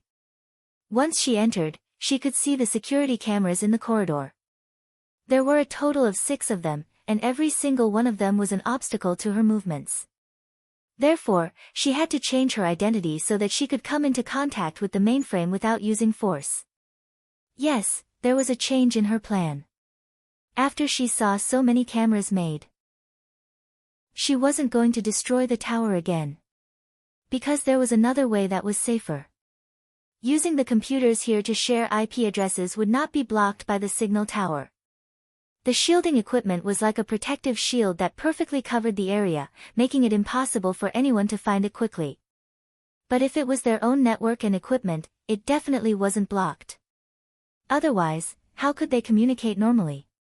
Bojio noticed that none of them had a phone. Even the mercenaries didn't have any. Not to mention the gardeners. The only thing that could silently share the address were the 5 computers in the computer room. Bojio glanced sideways at the technician who was making adjustments behind the glass. When one of them left, Bojio waited for him to leave. She followed after him. This scene wasn't wrong even under the surveillance cameras. After all, Bojio looked like she was patrolling. Bojio didn't take action immediately. Instead, she waited until the person entered the toilet. When he wasn't paying attention, she raised her hand and knocked him out. Then she dragged him into one of the compartments. Bojio scrutinized the person's state. She glanced over and reached out to tear his collar. His hair fell down and his back arched. She tugged at his shirt handsomely. With his messy hair, she put on his shirt. When she came out again, she had changed her clothes. She wasn't the same as before. She wore a pair of black-rimmed spectacles and dipped her hair in water, making it look a little oily. She wore a jacket, and when she walked, her posture changed. Her back was hunched, the perfect image of a technical otaku, even a little dispirited. This meant that from the back, no one would know that she had changed into a different person. It was a perfect disguise. However, just as Bojio was about to leave, she noticed a little boy looking at her while washing his hands. The boy was about 11 or 12 years old. His skin was tan due to the intense daily life. Due to the poor environment, he looked very skinny. Especially his arms, he gave off a weak and small vibe. He didn't look dangerous standing there because there was nothing in his eyes. It was pure black. The moment Bojio walked past him, the boy reached into his pocket in the mirror. It was an action of pulling out a gun. He had already pulled out his gun, the muzzle pointed at her back. Swoosh! The boy didn't seem to expect the other party to be on guard against him. Before he could open fire, his throat was pierced by the military knife that appeared. So much so that he couldn't even say a word. He just widened his eyes and leaned back. Bojio reached out and caught him. She locked the boy, whose body was gradually turning cold, together with the technician from before. At the start, Bojio didn't think about guarding against a child. Even if he were to calculate the time, it was very likely that he would have heard something. But as she approached the boy, a familiar image seemed to spill out of her mind. It was mentioned in the Bible. When your soul left your body, you would remember many things in your life. Those things would be like a movie replayed in your mind. But there were some memories that you would lose. For example, how you left your body. Or, things that you purposely wanted to blur out. That was why there was a saying, forget about your life so that you can rest in peace. But in that instant, there was a replay. Why did she die? It was because of that moment of softness. It was after she had settled a case, walking on the bustling streets of Tokyo. There was a cheerful Christmas atmosphere everywhere. An 11-year-old girl's balloon floated onto a tree. She tugged at her sleeve, asking if she could help her take the balloon down. At that time, Bojio didn't realize that the girl had taken out a gun when she turned around. It was very similar to the scene now. Kwang loved to nurture demons. Bojio wouldn't make the same mistake twice. Because of what she had learned from the Almighty, it was enough for her to observe the danger the child posed. Young children were the scariest when they hurt others. A child that could survive in such a place wasn't simple. Besides, Kwang was here. Bojio raised her hand, wiping the blood off her face. She knew that if it had been someone else, like Prince, he wouldn't have been so ruthless. But she was different, her heart had long turned black. But sometimes, she would come back empty-handed. Bojio adjusted her jacket. When she walked out of the washroom, her back was hunched, befitting her current identity. There weren't any surveillance cameras in the washroom. Hence, the surveillance room didn't notice anything amiss. Even when Fan Jia had taken a glance at the surveillance cameras, she hadn't been able to see through her disguise. But she wasn't Kwang, nor was she Qin Mo. When the images from different locations appeared, she could only tell that something was wrong, like this kind of disguise. Unless she had specially looked for it, it would be hard for anyone to notice anything amiss with just a glance. Besides, Bojio hadn't chosen anyone randomly. After careful observation, she had chosen someone with a figure that was the closest to her. Every technician was focused on their computer screen. Hence, when Bojio sat down, the other four hadn't snapped back to their senses. But Bojio couldn't be too obvious. Because there were surveillance cameras here as well, at this moment, inside the wooden hut. The video showed a person struggling in the water. It seemed to be a prank in the school. Prince was still guessing. But the military doctor had already sensed something was amiss. This wasn't a scene from the surveillance cameras. Why had Kwang planted such a scene in the surveillance cameras? Wait a minute. Water. Every time their boss's mood fluctuated, it was related to water. Even they weren't sure what had happened that day. But the person who had planted the hypnosis knew. The military doctor, who was inspecting the other items, wanted to speak but Qin Mo interrupted him. How's the purity? It's very pure, the military doctor replied. Qin Mo chuckled, as though nothing had happened.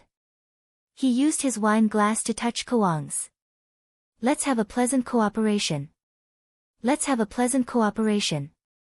Kwang's gaze dimmed. He seemed to be sizing up the person in front of him. At this moment, the video changed again. It was the scene where the youngster had gone to the infirmary to look for Kwang, who had disguised himself as the school doctor. The scene appeared clearly in front of everyone. In the video, Kwang was very knowledgeable. He had asked the youngster to test the thermometer politely. He seemed to have said something. The youngster didn't seem to be on guard. Then Kwang glanced at the thermometer that the youngster had tested. He stood up and walked towards the water heater. No one knew what medicine he had added. However, when he stood up, even the military advisor had a premonition that once the young man drank this thing, he would definitely be in danger. At that moment, Kwang had already sensed something was wrong with the youngster. Chapter 1258. The military doctor turned towards Chin Mo instinctively when he saw the scene in the video.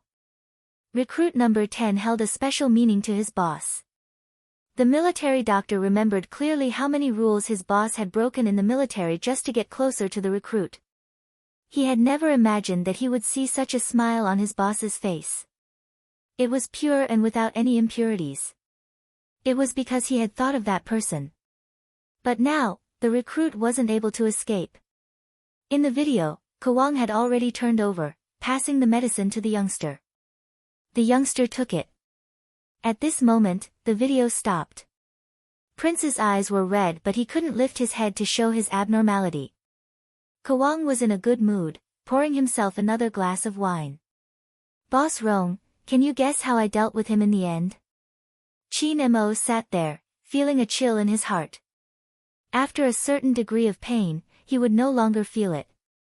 It was as though a part of his soul had been pulled out. He lifted the corner of his lips. Sir, I really can't guess your methods. After all, in my place, you would just break your limbs. That would be too bloody for a weak doctor like me. I prefer a cleaner method. Kwang swirled his wine glass. Wasn't there a pond in the video? It's in the gymnasium near the school. I tied 2 bricks to his legs and threw him into the water. When he was in the water, he woke up but he couldn't come up after a long time. He sank to the bottom of the water. Chin Mo listened to the voice beside his ear. The results told him not to believe Kwang's words. But his brain was indeed numb, his body sinking. He didn't dare to think too much because the moment he did, the scene that Kwang had described would appear in his mind. He had dreamed of it countless times but he didn't want to believe it. The blurry figure was sinking slowly in the water. No matter how he stretched out his hands, he couldn't pull her up. She was too far away, he didn't even have the chance to see her for the last time. Boss, the inspection is done. When the military doctor walked over, he accidentally knocked over the teacup on the table. Gotcha. He was shocked as if he had done something wrong. Boss, I deserve to die. Chin Mo's hand turned cold. His fingertips moved, his gaze changing slightly. You broke Mr. Ka's teacup, not mine. Hearing this, the military doctor turned around and was about to apologize. Kwang raised his hand, a gentle smile on his face. It's just a cup. Boss Rong will come often in the future, this is just a small matter. When Scorpion heard his boss say this, he knew that there was no problem with this deal. The other party's identity had passed his boss inspection. It was indeed so. Kwang glanced at Boss Rong who was still focused on the transaction. Basically, he denied some of his guesses. The hypnosis had been activated. But this person didn't react. Unless the person in the video wasn't important to him, or he wasn't Chin Mo. Kwang was leaning towards the second option.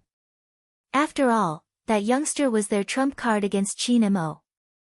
It was impossible for him not to be important. Although it was a little regretful that he didn't get to see what he wanted to see. However, the other aspects were not bad. For example, there was nothing wrong with this group of people. They could work together now. Kwang glanced up at Fan Jia. Understanding, Fan Jia walked to the front to check the money. Wang, they only brought half of the deposit. Oh, Kwang replied, turning towards the person beside him. Boss Rong, what do you mean? Sir, you are so guarded against others. I have to hold back. Qin Mo glanced up. You asked us to come to the designated location but you didn't even let us know the address. Sir, you should be aware that the scariest thing in the underworld is a scam. I'm afraid I might encounter such an incident at night. Moreover, Boss Rong's business has always been like this. The deposit will only be paid after the deal is settled. What he said made sense. Kawang knew that the longer one stayed in the underworld, the more cautious he was.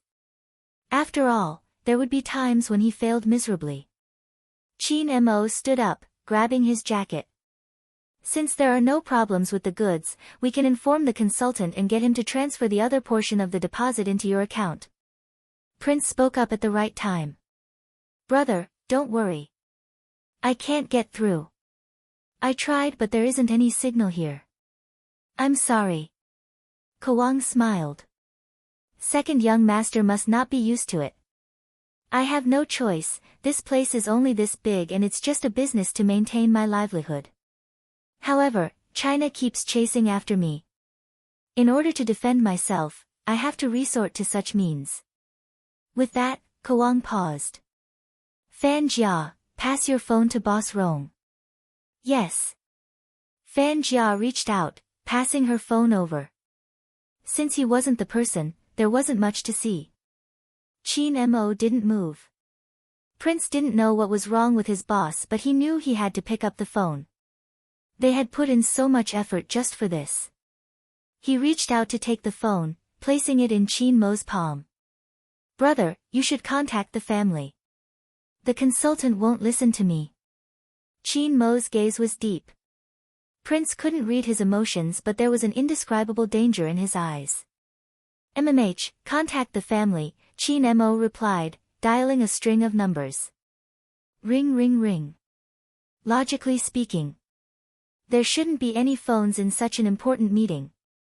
But the phone that rang was the one everyone hoped would light up. According to the original plan, Qin Mo would use this number to contact the higher-ups. An unknown number was displayed on the screen. General Qin was in his military uniform. He lifted his finger and pressed the answer button. Hello, is this the consultant? He turned on the hands-free button. Everyone in the conference room was quiet. They were giving General Qin time to communicate with them. At the same time, someone hurriedly made a hand gesture, indicating for them to locate the source of the call. General Qin replied in a low voice, "It's me." His voice seemed to wake Qin Mo up. There's no problem with the goods, you can transfer the money. What's the account number? Everyone knew that these weren't the most important questions. The most important thing was to confirm the exact location of the operation team through the duration of the call. After all, it usually took a long time to read out the account number. This was Qin Mo's plan from the start. It was to prevent the other party from cutting off all their communication devices, preventing them from tracking their location. Now, they finally saw a glimmer of hope. But no one expected that the glimmer of hope would disappear as quickly as it came. Just as Qin Mo read out the two numbers, the signal came from the other side. It was the sound of the phone being hung up. Beep, beep, beep. Damn it. The technical soldier outside the meeting room threw his earpiece away, his hands clenched into fists. Just a little more, and we would have been able to locate the exact location of the call. The leader in the meeting room glanced over. Everyone was concerned about the outcome. How is it? The technical soldier shook his head. The person at the top said, continue to lock on. The technical soldier wanted to continue locking onto the target, but he knew very well that it was impossible to lock onto the target without the signal. The other party didn't just hang up, he removed the communication card. Indeed. Kawang reached for the phone when Qin Mo said the second number, smiling. Let Fan Jia send the account number. With that, he tossed the phone behind him. Fan Jia caught the phone and removed the communication card in it. Hunter and Magician clenched their fists when they saw this. They weren't sure if the time was enough for the troops to locate their exact location. However, this wasn't the only problem Dr. Qin was worried about. The most important thing was Boss. Perhaps Boss didn't realize it himself, but the light in his eyes had started to change. Boss. What was he thinking? Chin Mo wasn't thinking about anything. Images flashed through his mind. Every scene was related to the youngster. In the end, there was the surging water and the wrist he couldn't grab in time. At this moment, the technical soldier outside the meeting room was still trying his best. Just as he was about to tell General Qin that he couldn't locate young master's location, suddenly a red dot lit up on his local network. It was here. This was the address that young master had just called from. Wait a minute. This was signal transmission. Someone had hacked into the other party's network. How was that possible? Even though he couldn't believe it, it was indeed the address. The technical soldier didn't hesitate. With the red dot's guidance, it was too easy to locate them. In less than a minute, the technical soldier shouted, "General, it's done. The coordinates are 35 degrees north latitude, 47 degrees south latitude." The technical soldier didn't know that he wasn't the only one with a red dot. Everyone who was tracking Chin Mo and young Master Tang had the same result. Fatty and young Master Tang had the same result. In just a short moment, the sea, land and air forces rushed towards the same direction at the fastest speed. In the computer room on the island, Bo Jiu was still sitting in her seat, a pair of spectacles on her face. On the computer screen, she seemed to be adjusting the local surveillance system. But in reality, under the hidden dialog box, there was a continuous stream of code. She didn't hack into the network. Instead, she opened up the computer room's IP to maximize the sharing. The computer room's IP was shared. But it could only be shared locally. Now, she had opened up the network and cracked the password. Then, he would create a fake protective cover to stabilize the balance of the regional network. This way, he would be able to transmit the address without anyone noticing. The signal jamming tower was still there. Phones from the outside world couldn't be used here. But there was one thing. They thought it was the safest. In reality, they didn't know that their location had been leaked. Kawang didn't come to the computer room today because he had a business meeting. But very quickly, he sent Fan Jia over. At this moment, Bo Jiu was already repairing the system and erasing the traces, restoring the IP to its original state. Then, she stood up, pushed the glasses on her face, and walked towards the bathroom. When she came out again, she was dressed as a mercenary, holding a rifle in one hand. Bo Jiu hadn't expected to meet Fan Jia face to face. Fortunately, her face was black and she had grown a layer of beard. Bo Jiu didn't dodge. Instead, she walked towards Fan Jia as though she was patrolling. Both of them brushed past each other. Suddenly, Fan Jia glanced in Bo Jiu's direction, narrowing her eyes. Wait a minute. Bo Jiu paused, turning back slowly. She was wondering if her injection was faster or the big guy beside Fan Jia's rifle. Time seemed to have slowed down, stretched out. Fan Jia glanced at Bo Jiu's face, asking, "Did you see anyone suspicious?" "No." Bo Jiu released the injection in her pocket. This way, she looked more natural, the tattoo at the corner of her eyes more obvious.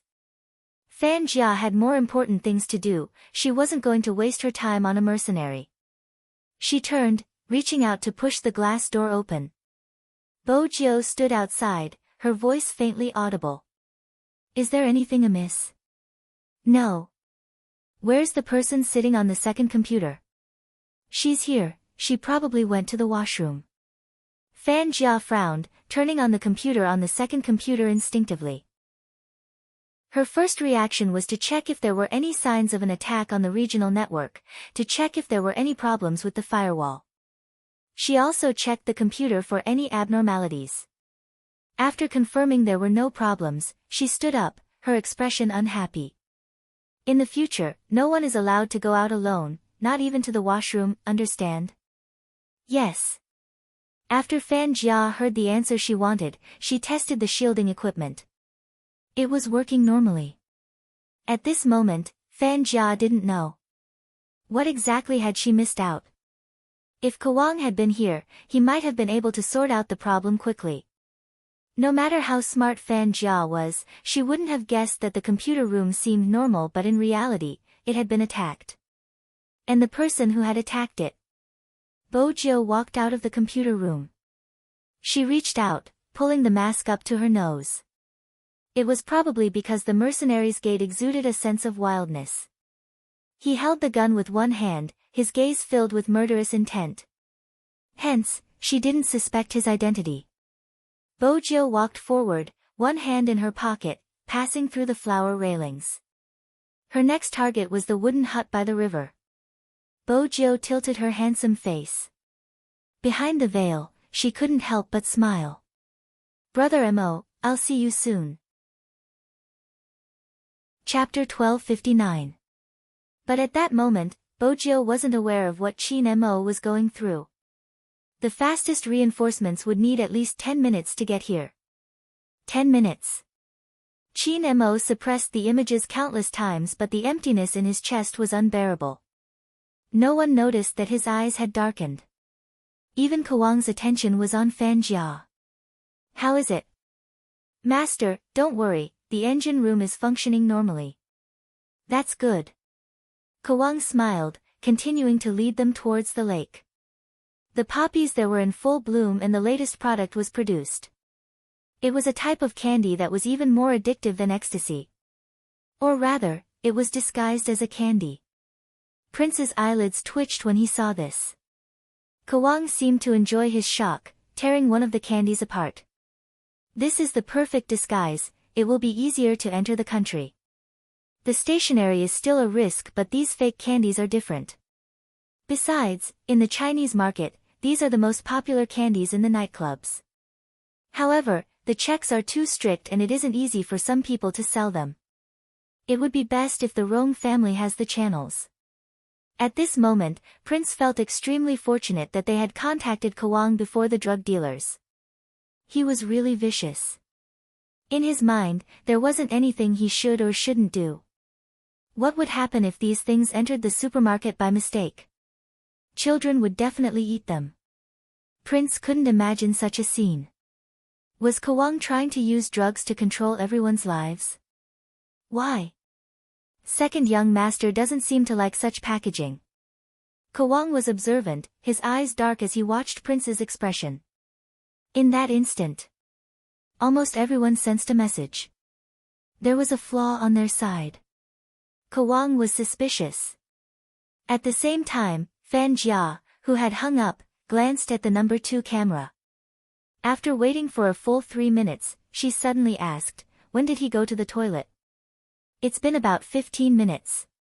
The technician beside her frowned. "What happened? Why did he take so long?" Fan Jia wasn't stupid, her instincts told her that something must have happened. He turned around and strode in the direction of the bathroom. The mercenaries were the first to enter. When they reached the last cubicle, they turned their heads and said, "There's someone inside." Fan Jia narrowed her eyes. "Kick it open." Yes. The mercenaries were still very destructive. With one kick, the wooden door was kicked open with a bang. There were indeed people inside. However, it was completely different from what they had imagined.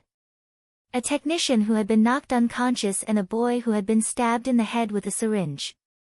It was easy to imagine what this signified. Fan Jia didn't hesitate, her first reaction was to call Kawang. "Hey!" Kawang's gaze was still on Prince's face, but it was hard to tell. Fan Jia's voice was anxious. "Master, the engine room has been tampered with. There's something wrong with the business owner's identity." Kawang clenched his fists when he heard this. At that moment, no one could tell. He turned, his smile even gentler. Dressed in a white coat, he exuded a murderous aura. "I already know, it's not a big problem. I'll come over after the arrangements are made. I still have to discuss the new product with Boss Rong." Fan Jia had been by Kawang's side for a long time. The moment she heard his words, she understood what he meant. The other party was still around. Her master knew about it, but he pretended to be oblivious. He wanted to lead them to a dead end and destroy them all. These people weren't afraid of death. They came in waves. They were smarter than before. So what? All of them would die here. Fan Jia hated the fact that she hadn't caught the youngster in the video. If she had, she would have fed her drugs and turned her into a living hell. It was better than letting her disappear. On the other side, Kawang had already hung up. He glanced up at the group. Everyone must be hungry after watching for so long. Why don't we eat while looking at the new product, Scorpion? Yes. Scorpion didn't know what had happened. Kawang smiled. Bring out the feast we usually prepare for our VIPs. Let Boss Rong and the rest have a good taste. Scorpion paused, instantly understanding the meaning behind those words. His eyes turned dangerous as he glanced at Prince and the others, lowering his head and replying, yes. When he turned around again, his expression had changed. He made a throat-slitting gesture at the mercenaries who were looking at him. Kawang continued to lead them forward. Just as Prince and the rest were about to take a step forward. Suddenly, their boss lowered the hand holding the cigarette, tapping the side of his thigh lightly. Once, twice, thrice. It was fast and rhythmic. It was a common code used during World War II. There were only 5 words in the translation. Kawang is going to attack. Be it hunter or wolf, both of them instinctively looked for their weapons in that instant. Kawang continued, I admire Boss Rong's courage, but it's a pity. With that, he turned, raising his hand to shoot. Unexpectedly, the person who was originally standing next to him was 1 step faster than him. His figure flashed, and his leg kicked the gun in his hand away. Kawang's eyes darkened. The mercenaries opened fire in unison. However, these people seemed to be prepared in advance. They slid into the flower field and used the harvester to block their bodies. Prince leaned against the wheel, not having the chance to catch his breath. Boss's voice rang out. Jacket. Prince snapped back to his senses, removing his jacket and tossing it over. Qin Mo and Wolf stood at the same position, pulling the pendants down.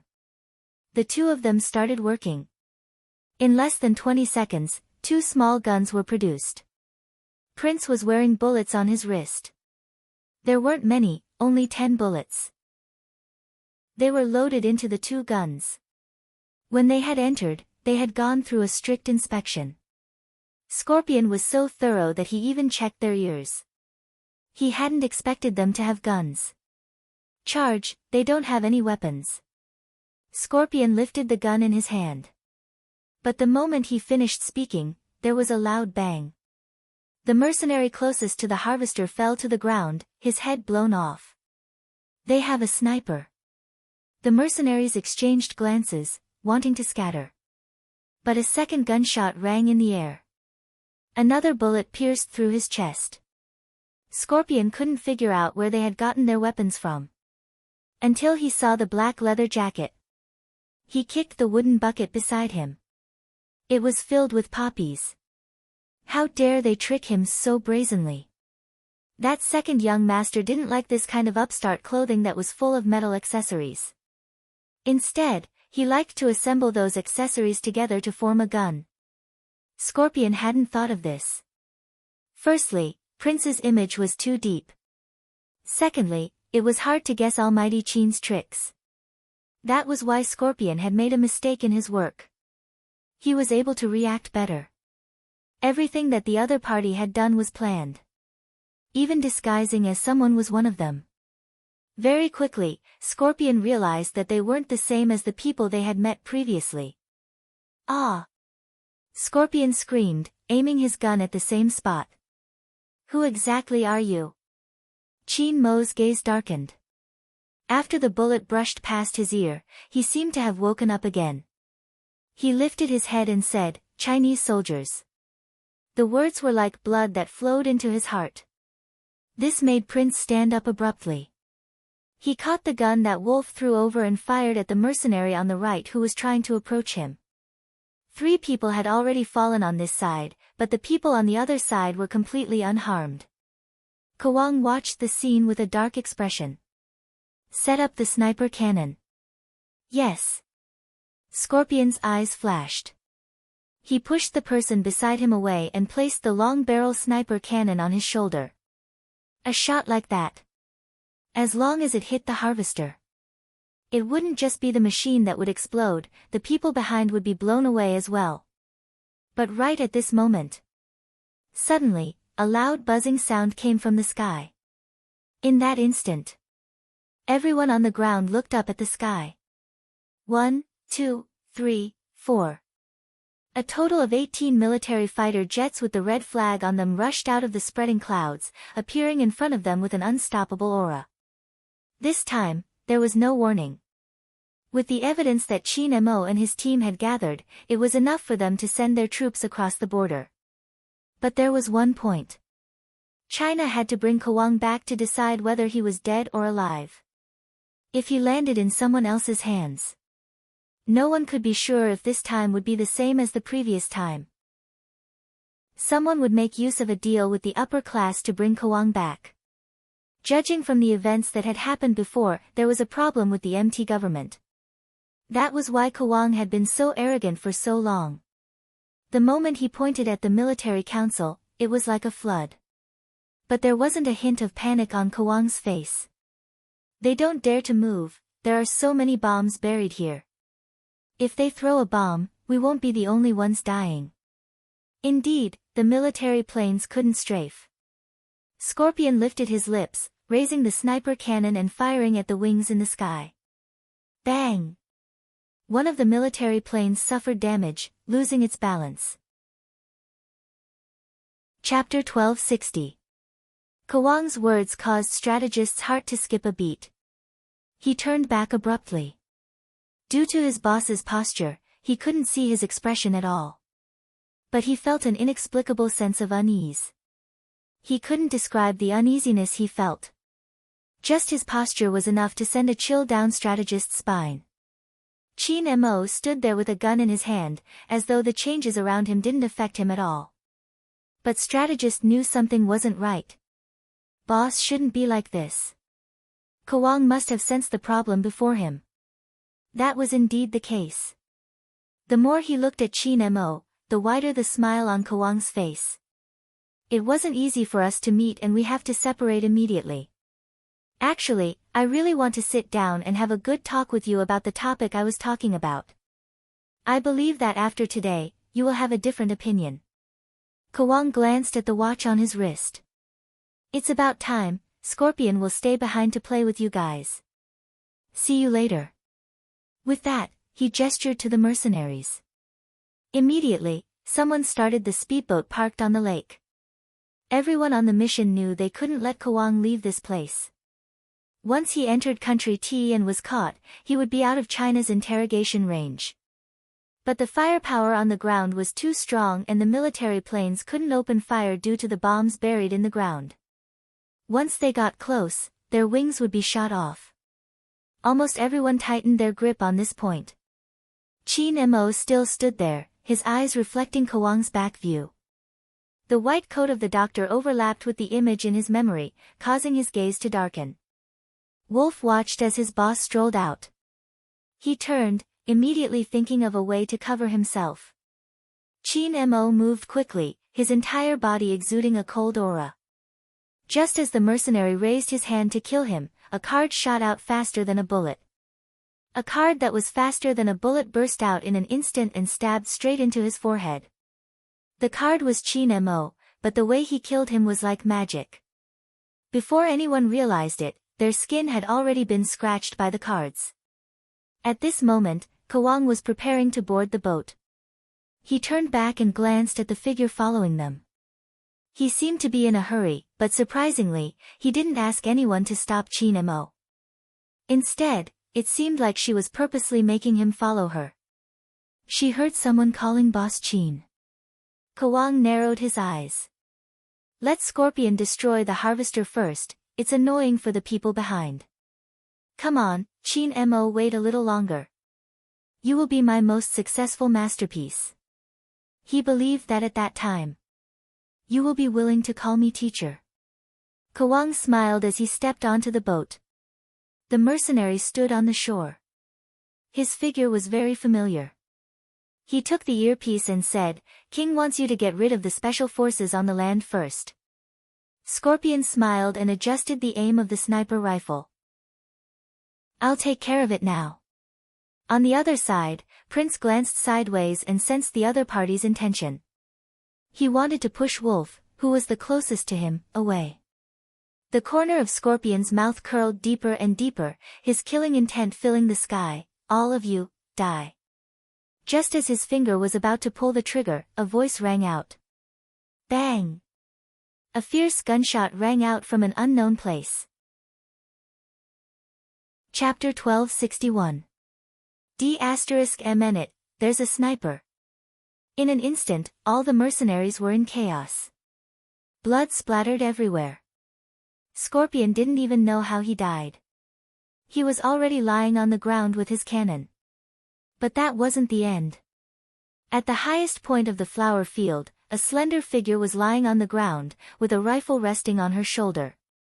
The hair on her forehead fell down, revealing only a pair of eyes.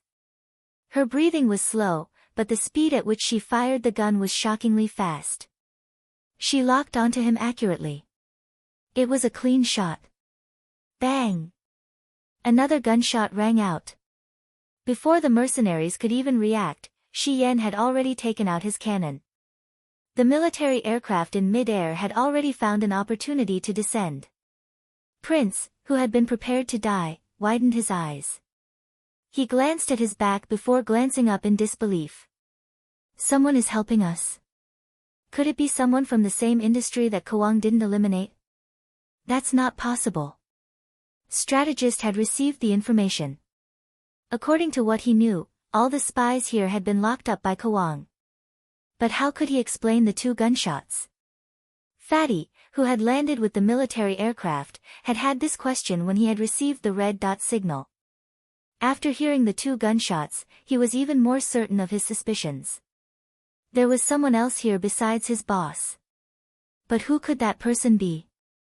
Forgive Fatty for his low intellect, he couldn't figure it out. But it was undeniable that the situation had changed because of the sniper's hidden shot. If the first military aircraft could descend, the second one would be able to as well. The mercenaries had started to change their tactics from their frenzied shooting. This was because they knew very well that once these military aircraft were given a chance to land, these Huaxia soldiers would give them a thorough and painful blow. The 2 gunshots were the ones that had caused this opening. The sky was filled with military green, occupying every spot. Prince managed to snatch a gun that belonged to him. His figure was like a dragon as he weaved through the crowd. His combat skills were finally on full display. When he lifted his lids, he glanced towards the flower field.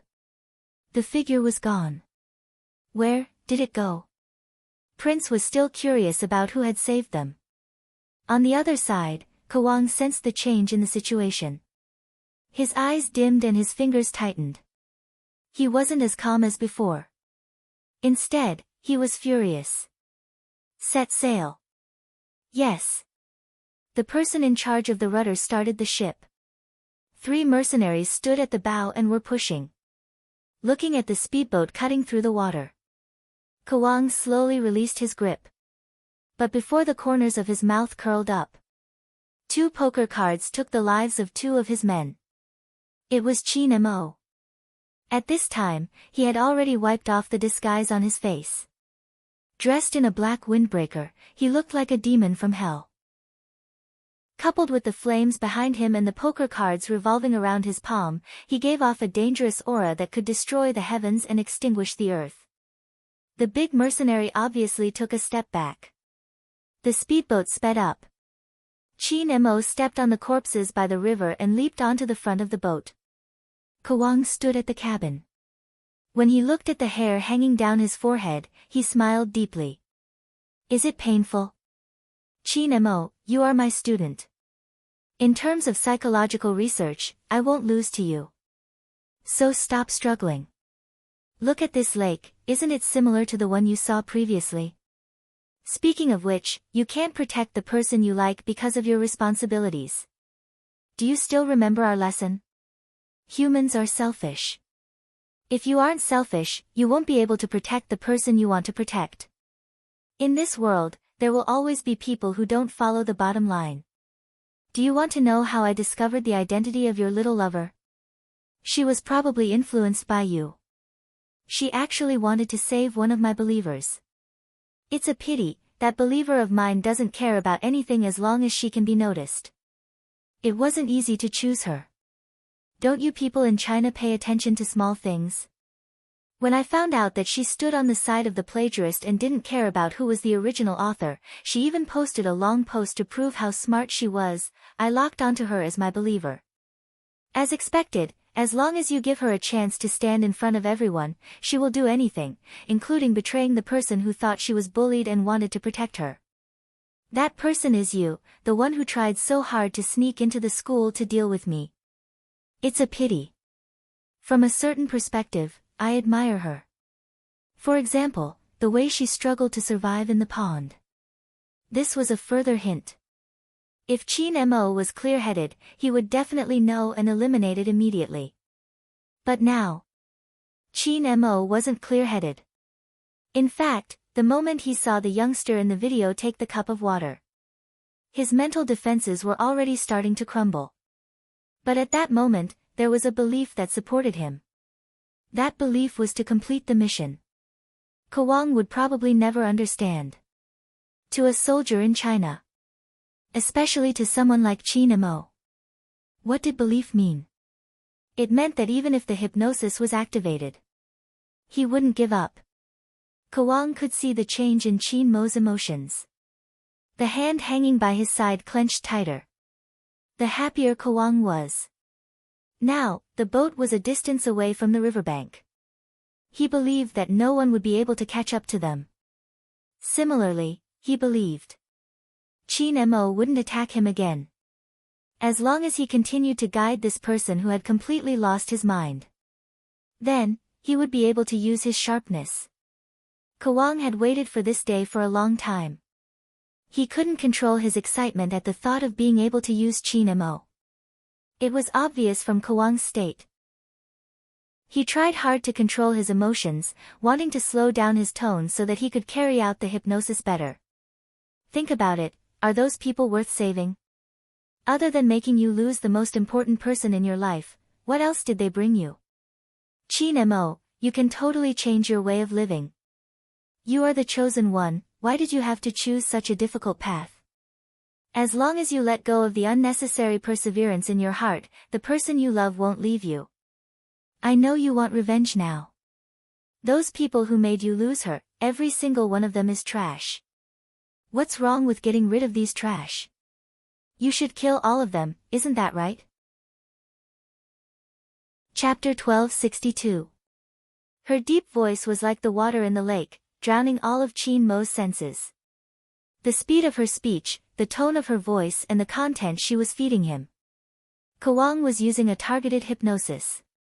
He watched as the tall and straight figure stood in front of him. He paused, reaching out to press down on his head. On the other side, after firing the 2 shots, Bojiu leaped up from the flower field. She realized that Qin Mo had boarded the speedboat. The only way she could catch up to him was to hide her Lamborghini 600 meters away. But it wasn't possible for her to not be discovered. Even when she flew past him. When Prince saw the familiar figure, he couldn't help pausing. Little Black. It's really Little Black. The next second, he saw her clothes and the rifle in her hands. He recalled her previous position. His eyes widened. It's Little Black, the one who helped us just now was Little Black. Doctor saw Bojiu's face. The youngster's face had probably been rubbed against the bushes, her disguise gone. Her cold face looked especially pleasantly surprised at this moment. They hadn't expected it. Bojiu was the one who had been helping them. Fatty was the most shocked among them. He opened his mouth and shouted, "Big Spade." That explained why he had received the red dot's location. It was because of her. She was actually here. Fatty couldn't tell what he was feeling because he couldn't find a second person who would enter the tiger's den alone to save the boss and turn the situation around with his own strength. This reminded him of the days in Supreme Alliance. He had seen her shoulder the heavy burden and lead Supreme Alliance out of the encirclement. But, however, such a person might not be able to return to the esports arena. But even so, she had still appeared here. She could have stayed out of trouble. Both her and their boss. But they had still come to the most dangerous place. Because they had to save these people. Fatty wasn't afraid of anything. He was most afraid of not being able to make it in time. Doctor was the same. Hence, when he saw the youngster's face, his first reaction was to shout towards the lake. "Boss, the most important person to you is still alive." It was useless. The speedboat was already quite far away. Now, they could only vaguely see that they had stopped there. As for what exactly happened, no one knew. Swoosh! Bojo lifted the banana leaf that was blocking the Lamborghini. Voice recognition unlock. The car door opened with a snap. The navigation system began operating. Originally, Little Black wanted to tease its master humorously. "I'm done changing the diving mode, I'll be right back." Entering diving mode. The navigation system fluctuated. "The fuel is not full. Master, please be careful. We might not be able to return." Bojo reached out to block the water goggles. "Ignore it." "Yes." When Little Black heard this, he knew that his master had lost his usual composure. Otherwise, he wouldn't have set off so recklessly without considering the amount of fuel. Not only that. There was also the look on her face when she held the steering wheel and dived into the water. It wasn't like her at all, but it made one's heart ache. Little Black heard her voice. There was a rare sense of urgency. She said, "Brother Mo, wait a little longer. I'll be there soon." Little Black did not understand human emotions. It just knew how to look. If there was a person, he would really like that person too much. His greatest fear would be losing them. On the lake, in the cabin. Kawang took another step forward, his gaze landing on Chin Mo's lifeless eyes. "I have a remote control here. As long as you press the red button, you will be able to eliminate a portion of the people who caused her death. As for the rest, you can take your time to find them." At this moment, Chin Mo seemed to be bewitched, his lifeless eyes looking towards the brightest color. "Come, you are the most qualified person to judge." Kawang was still as refined as ever. After all, the main event was about to begin. As long as he pressed the button, the wooden house not far from the speedboat would be blown away. There were countless bombs buried underneath. The Chinese soldiers who had destroyed his plans and the people who refused to be captured would be buried along with his flower field. Most importantly, the person who would do it was Chin Mo. Just based on this point, he had already won. Yes, from the start, this was Kawang's plan. He didn't care much about his subordinates. Although it would definitely be a little difficult to find some people who were convenient to use. But Chin Mo was enough to exchange for them. With that thought, Kawang's smile deepened. Chin Mo reached out his hand as though he was being commanded. Just as Kawang thought he was going to press the button, there was a swoosh sound. The remote control was thrown into the water. Chin Mo was still standing at his position. The wind from the river blew against his black trench coat, making him look like a vampire about to explode. There was an indescribable evil smile on his lips, as though he was mocking the world with a hint of bloodlust. Kawang's expression changed instantly. Because after looking at Chin Mo, he suddenly remembered an article on psychology. Most people would have a natural sense of submission to their psychological mentor when they triggered a psychological cue. But there was a 0.1% of people who, when their beliefs reached a certain level, wouldn't submit to their psychologist. Instead, they would become more and more. Kawang didn't want to continue thinking. He raised his hand, wanting to shoot Chin Mo. Since he couldn't tame someone, he should be killed right here and now. Chin Mo wouldn't give him the chance. In a flash, the poker card in his hand flew out again. This time, it was even more murderous than before. When the poker card brushed past his wrist, Kwang missed his aim in pain. The bullet flew past his side, hitting the mercenary who wanted to stop Chin Mo. Kwang's eyes widened. He knew how powerful Chin Mo was, but he didn't know where his bottom line was. But this time, he saw it. At the same time, he also saw the true hell. At this moment, Chin Mo didn't have any reservations. Because he didn't have any reservations, there was only one thought left in his mind. Kill. Kill. Kill them all. Especially this person. Many people had said that young Master Chin's hands looked good when he played games and would definitely be more beautiful when he played the piano. But they didn't know that Chin Mo's hands were porcelain white and cold. When he picked up the poker card to kill someone, it could be described as breathtaking. As the prey, Kwang's heart had never raced so fast. In that moment, his eyes were filled with panic. Even the usual gentleness on his face was gone. He pressed down on his hand, wanting to pick up the gun anxiously. Chin Mo walked in front of him. His eyes were as deep as they had been when they first met. But this time, the flickering light was a little dark. You're right, they all deserve to die. But the one who deserves to die the most is you, Professor. Chin Mo smiled nonchalantly. When he smiled, there were still traces of blood under his eyes. He was incomparably handsome. You seem to have always wanted to control me. Professor, didn't the documents you studied tell you that when things reach an extreme, they will go in the opposite direction? With that, the poker card in Chin Mo's hand was already pressed against Kwang's neck. I do have some regrets, Kwang said. As Kwang spoke, a blade appeared in his palm. Without waiting for Chin Mo to defend himself, he stabbed the blade towards him. Chin Mo dodged, his long leg kicking him to the side, sending him crashing into the cabin. Kwang's eyes wavered. He had realized his end. If it had been the Chin Mo of the past, he wouldn't have been in this state. But Kwang laughed lowly, black veins seeping out of his eyes. Chin Mo, you have already become another me. Do you think you can leave this battle unscathed?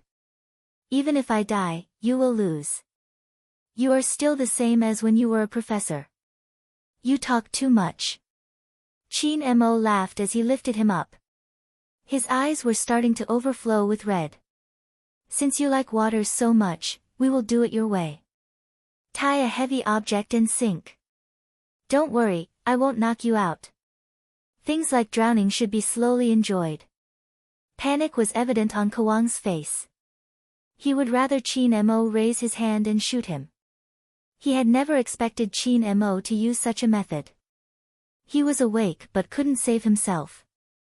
Was he going to let him have a taste of all the suffering that person had gone through? Kwang wanted to resist.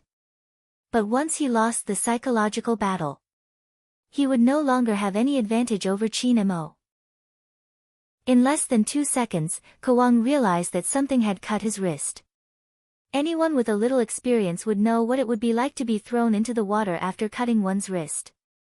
The more he struggled, the faster the blood would flow. Moreover, there was a heavy object tied to Kwang's legs. There was a muffled sound of falling into the water. He didn't even have the chance to surface. Unless he bent his body and removed the heavy object from his legs. But just like what had been said, the more he moved his hands in the water, the faster the blood would flow. Moreover, the loss of blood left him with no energy to untie the knot.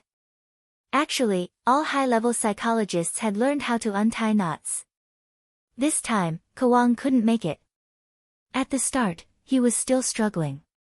When he couldn't breathe, blood started to spread on the surface of the lake. Gradually, his fingers stopped moving, and his whole body sank deeper and deeper. The speedboat had stopped. Chin Mo stood in the cabin, his head throbbing. He took the opportunity to sit down. Blood slowly dyed his eyes.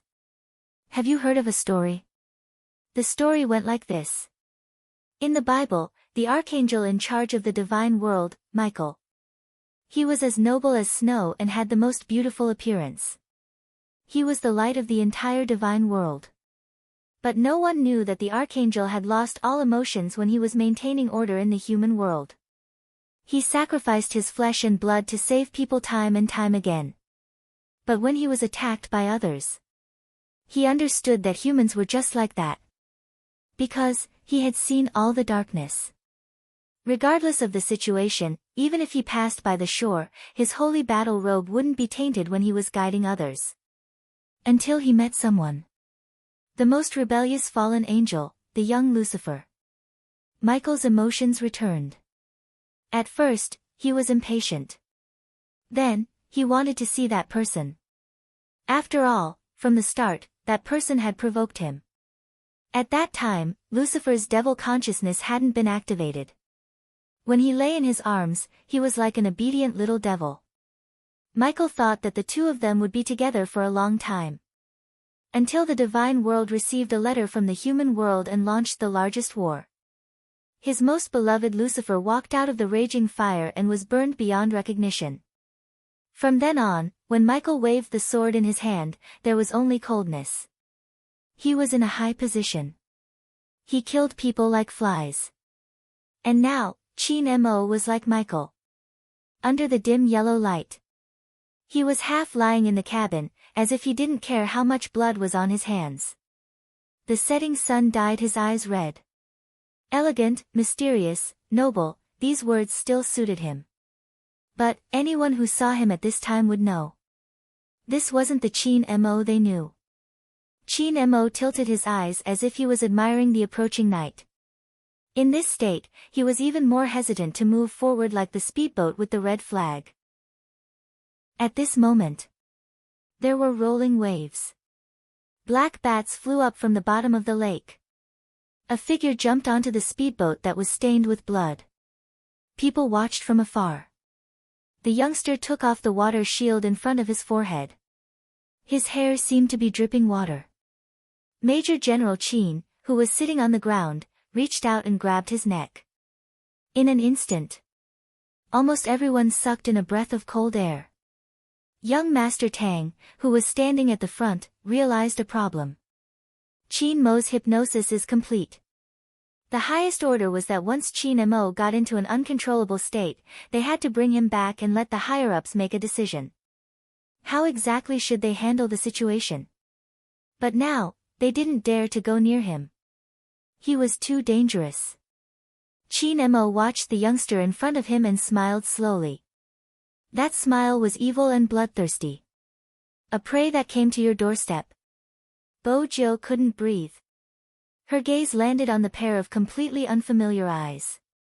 Her heart felt as though it was being cut by a knife, but she was smiling. She found it hard to speak. Brother Mo, it's fine that you forgot about me when I was young, but how can you forget about me now that I've grown up? Brother Mo. Chin Mo inched closer to the youngster's face. How can I have such a short brother that can't even lie? In reality, Chin Mo couldn't understand why he released his grip instinctively when he felt a little uncomfortable. It was as though he was possessed. Forget it. The youngster couldn't do anything to him. Anyway, if he dared to move, he could use the poker card to slit his throat. But Chin Mo didn't expect that. The moment he released him, the youngster hugged himself. His voice was slightly hoarse. Brother Mo, this time, it's my turn to bring you home. Chapter 1263. Go home. Chin Mo glanced at the person hugging him, reaching out to lift the youngster's chin. This person was really interesting. Didn't he see the blood on his hands? Still, he didn't see the person who was no longer breathing. There was so much blood. It was obvious he was the killer. The speedboat on the lake. No one dared to approach him. But this youngster came over as though he wasn't afraid of death. What exactly was he trying to do? Chin Mo scanned her face before speaking slowly. The people behind you don't seem to have any intention of bringing me home. At this moment, Bo Jiu remained neutral. I'm not on the same side as them, I'm in the underworld. Chin Mo's side profile didn't reveal any emotions. Especially now, he was smiling, the cards in his hands never leaving. It was obvious he didn't believe her. You called me brother just now, are you my younger brother? No. He thought the youngster would admit it. After all, it would lower his mental defenses. Chin Mo didn't expect to hear a negative answer. His brows were about to arch. The young man leaned forward, and those light-colored lips touched his lips. Chin Mo stilled. He could feel the breath on the youngster's body and the slightly chilly softness. There was a tinge of candy, spreading from his lips. It was so warm that he didn't push the youngster away immediately. Then he heard the youngster's voice again. I'm your sugar daddy, we're a couple. Chin Mo paused for a moment. Her gaze landed on the young man's slightly upturned lips, and she reached out to press his head down. She tilted her body slightly, and her breath blew into the young man's ear. You mean, not only did I fall in love with a boy, but I'm also being kept by this boy? Brother Mo, Bo-jio smiled, not denying his words. Instead, she held onto his hand and moved it towards her chest.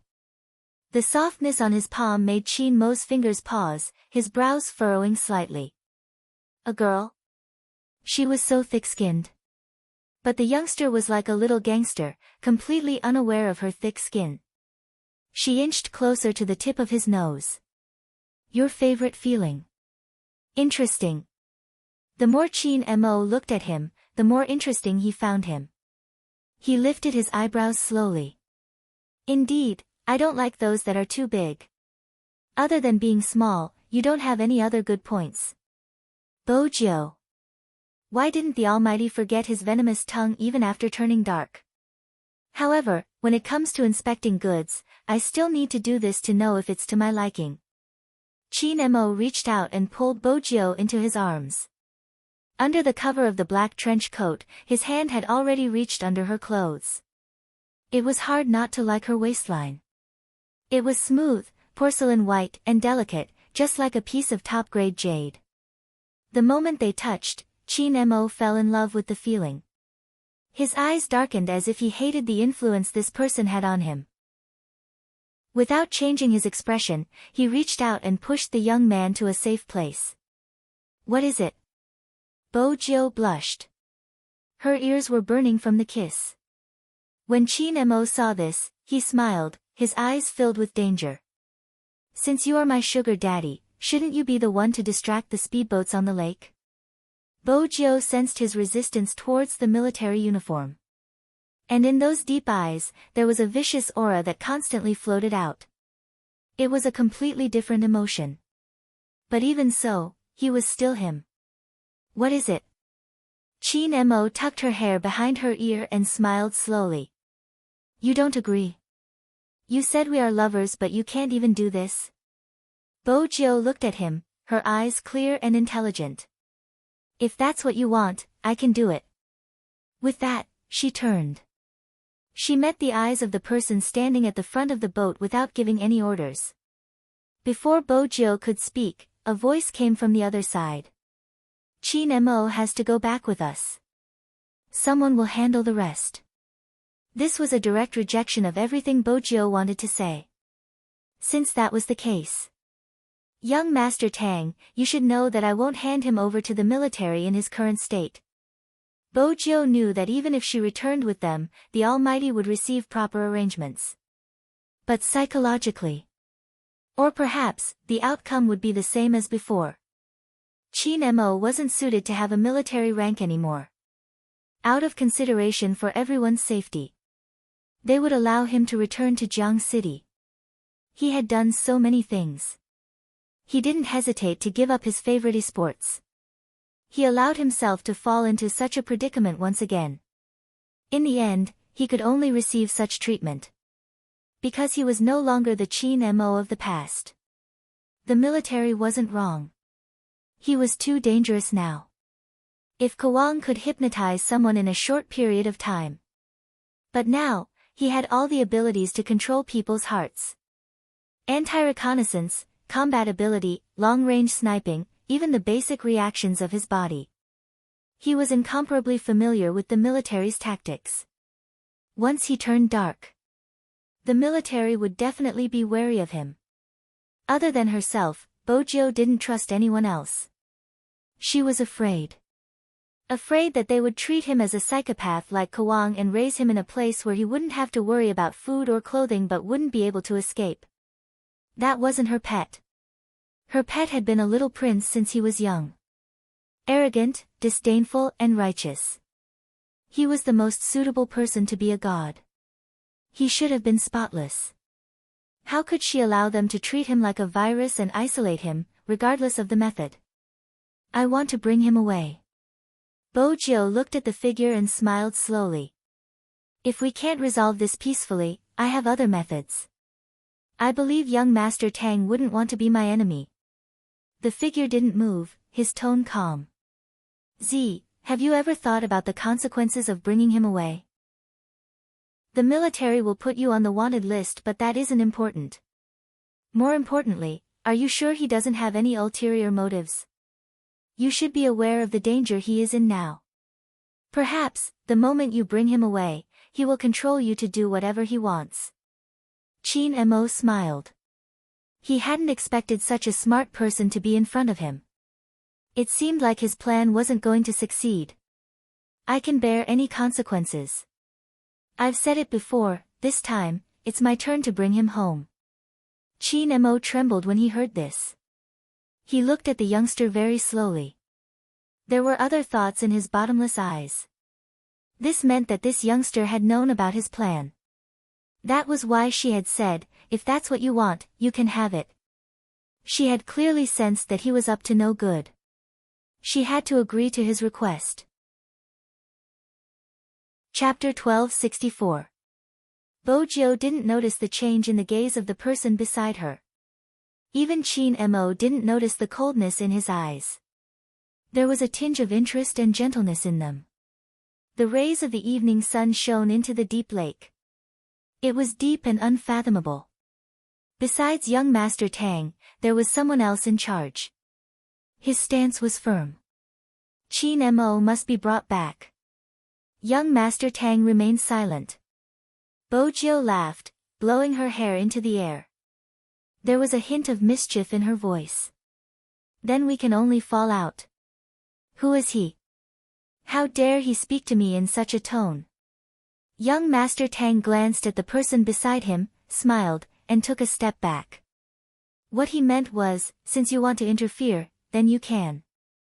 Of course, Bojo noticed his actions. As long as he didn't stop her from bringing Qin Mo away, there was still a chance. It was obvious that the commander beside young Master Tang didn't know who he was dealing with. He was about to warn him again when the youngster in the middle of the speedboat suddenly shouted, "Little Blackie." Whoosh! The ripples on the surface of the lake made it impossible for people to see what was happening in front of them. Qin Mo raised his eyebrows, but before he could do anything, the youngster had already grabbed his wrist. With the other hand, he slid open the silver electronic lighter. With a smile on his face, he threw it towards the speedboat's fuel tank. Then she pulled him and charged towards the other side. There was a loud bang. The back of the speedboat burst into flames. Sparks filled the sky. In an instant, the surrounding speedboats couldn't get close. It was a beautiful scene. The setting sun mixed with red. As expected of Z. It was a beautiful escape technique. If it had been by her side, Qin Mo might have been able to control himself.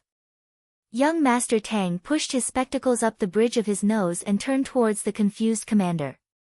He said nonchalantly, "It seems like we won't be able to bring Qin Mo back. Is that youngster crazy?"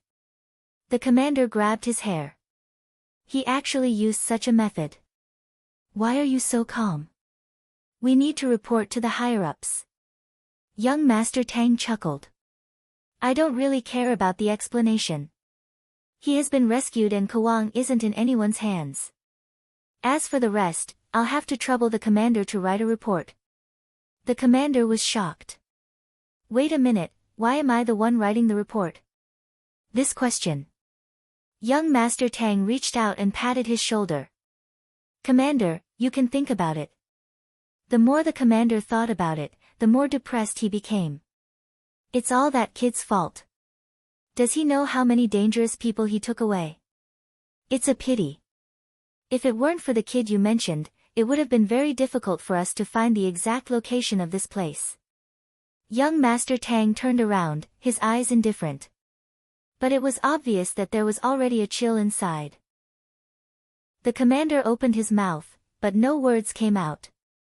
Firstly, that kind of gaze was too horrifying.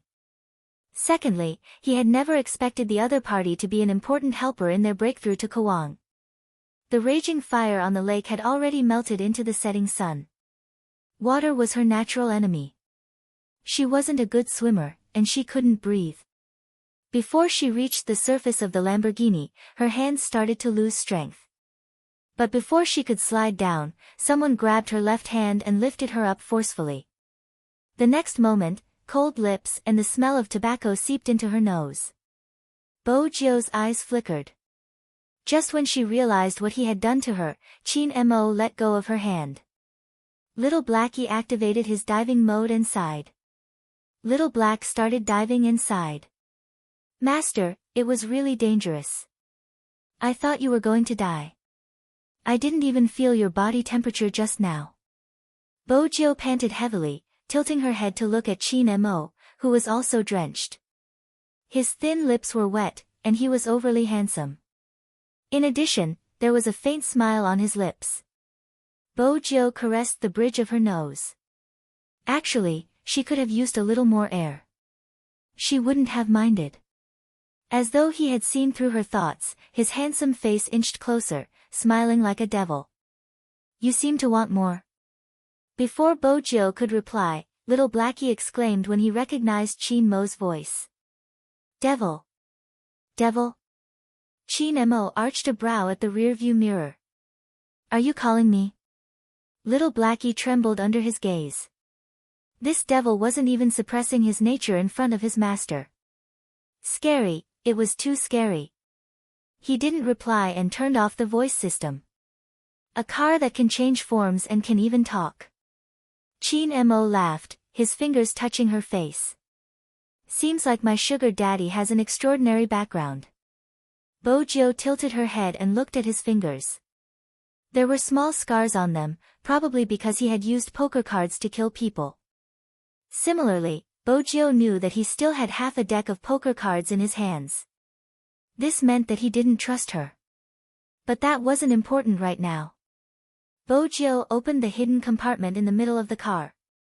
Inside were all sorts of medicine that she had gotten from the Mongolian doctor. Other than the bandages, nothing else was suitable.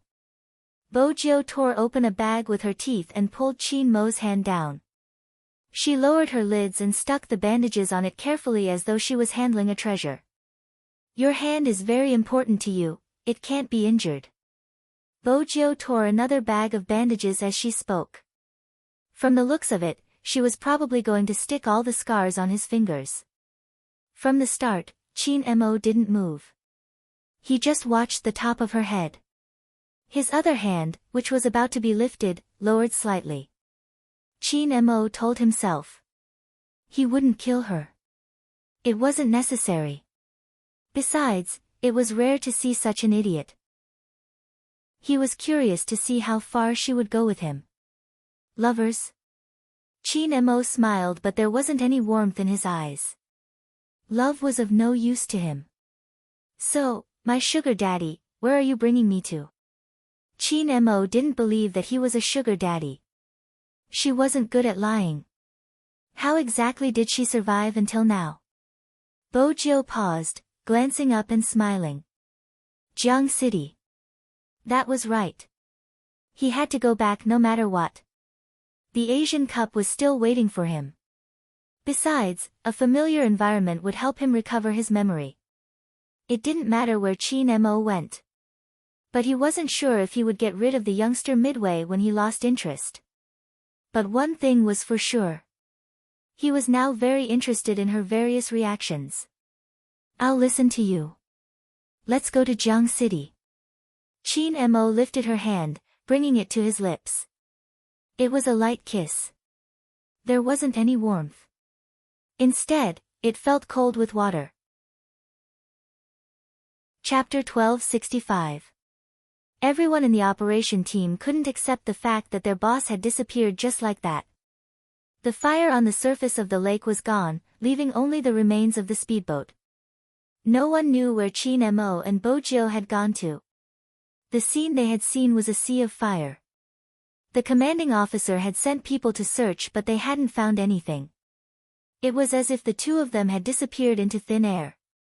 They were on the plane. The commanding officer told Wolf and the others, Qin Mo's mental state is extremely dangerous. Based on the bigger picture, from today onwards, Qin Mo will no longer be the general of our army. He won't be participating in any operations. Once he contacts you, remember not to reveal any internal information and inform the higher-ups immediately. Prince sat there in a daze. How did things turn out this way? If it hadn't been for his boss, this mission wouldn't have been completed. However, the result was that the boss had been defeated. Not only had he been fired, but he had also been treated as a dangerous person. Why? For the first time, as a soldier, Prince didn't say anything. The commander also knew that it would be difficult for the people sitting here to accept it for a while, so he explained the reason to them. He has received a very serious psychological suggestion. He is now completely different from before. The behavior he is displaying is very dangerous. If you have any news, you can send him to a specialized treatment place to undergo a new psychological construction. He is the best psychologist in our country, the military doctor said. General, who do you intend to get to help him with his psychological treatment? The commanding officer paused. If we can't do it domestically, we can do it overseas. I understand. The military doctor smiled. There wasn't a hint of warmth on his face. The commanding officer could sense the rebellious attitude of his soldiers. After all, they weren't his soldiers and they had just made a contribution. It wouldn't be good for him to discipline them. It would be better to leave it to General Qin. In reality, the commanding officer didn't understand. This time, it was useless to leave it to anyone. The military doctor, hunter, wolf, magician, and fatty were all people who had been through it once. Now, it was the second time. Fortunately, when their boss had woken up, he had only lost a portion of his memory. He hadn't been mentally stable, but it hadn't been like this time. It's good that he left. The military doctor suddenly spoke after a moment of silence. If our boss is with that person, it would be much better than him being sent to a treatment center. A person like boss. How could he let those treatment centers restrain him and strip away his noble and proud character? That was what was really good for him. Prince knew that it wasn't a problem for the military to make such a decision based on the bigger picture. However, he still couldn't control his heart. He rubbed his head with all his might and buried his face in his hands. He finally understood why these people liked to follow the devil so much. A few times, if it wasn't for boss's presence, they had been exposed long ago. No matter what that person encountered, he still wanted to complete the mission. However, he had saved so many people. But no one knew. In the end, he was even abandoned. At the thought of this, Prince ruffled his hair a few more times. Even if boss contacts me, I won't tell anyone his location. Fatty opened his mouth and said loudly, as long as he doesn't kill anyone, no matter what he becomes, he will always be my captain. He will always be you. Of course, the commander heard this. He frowned and turned around, wanting to pay attention to his own words. The others were also looking at him, their eyes filled with stubbornness and determination. The commander had no choice but to submit a written report to the higher-ups. The plane flew higher and higher. Everyone who was rescued was properly placed in the cabin. The signal shielding tower was broken in the middle. As for the flower fields, they were burnt to a crisp. Kawang's forces had disappeared and he had sunk to the bottom of the lake. When the local farmers heard the news, they were filled with an indescribable joy. No one was willing to plant such things and no one wanted their child to be raised as a devil. The value of this operation couldn't be measured. It was so significant that it could reduce 80% of the drug trade at the border of China. Within 3 years, no one would dare to offend the border. They weren't just saving people, they were raising the prestige of the country. However, there was a small mistake at the end of the operation. During the firefight, Fan Jia hadn't appeared because she was at the engine room. When she saw the military plane appear in the sky, she knew it was a huge crisis. Hence, she didn't appear. She changed into a farmer's uniform and returned to the village with a group of locals. When she saw the large number of planes leaving, her lowered eyes were filled with venom. It was that person who had spoiled their plan again. Fan Jia hadn't expected Z to be that person. Everything was clear now. She was like a ghost that wouldn't go away. She would be able to find them no matter where they went. She was just one step away. Qin Mo would have been on their side completely. Fan Jia knew the hypnosis was completed. If she had dragged on for another 10 minutes, Qin Mo would have been used by her master. By then, they would be together. In order to keep Qin Mo, her master would definitely make her pretend to be his girlfriend, just like in the past. But all of this had been destroyed by that person. But it didn't matter. The day before, when her master had this plan, he had already told her the code. As long as she found them there, she would be able to snatch Qin Mo back. After the hypnosis was activated, would Z still think that he would be the same as before? In this world, she was the only one who knew what that person wanted the most right now. Report. Speak. We haven't found a person called Fan Jia. Young Master Tang sat in the jeep. He paused while he was adjusting his sleeves, his gaze dimming. Tell Z that the person who impersonated her has escaped. Yes. A gust of wind blew. The sky was dyed black. She tried to send a message but realized that the communication signal had been cut. Fan Jia didn't catch it. This was a mistake in the mission. Although, this person was far from Kawang. But the more she was like this, the more careful she had to be. She was Kawang's student and to a certain extent, she definitely knew psychology. Her abilities might not be outstanding but there were many times when the thoughts in the dark were more difficult to deal with. There were too many people who used love as an excuse to harm others. They hid behind the internet and became thieves. There were too many of such people. There were so many that Fan Jia could make use of them. Otherwise, the incident in Jiang City wouldn't have happened. Not being able to contact Z was indeed troublesome. From his perspective, the scene just now was just a case of a cicada escaping its shell. That was indeed the case. However, Bojio met with a small problem. Even though the scene of you being intimate is beautiful, I have to remind you that there's only 5% of the fuel left.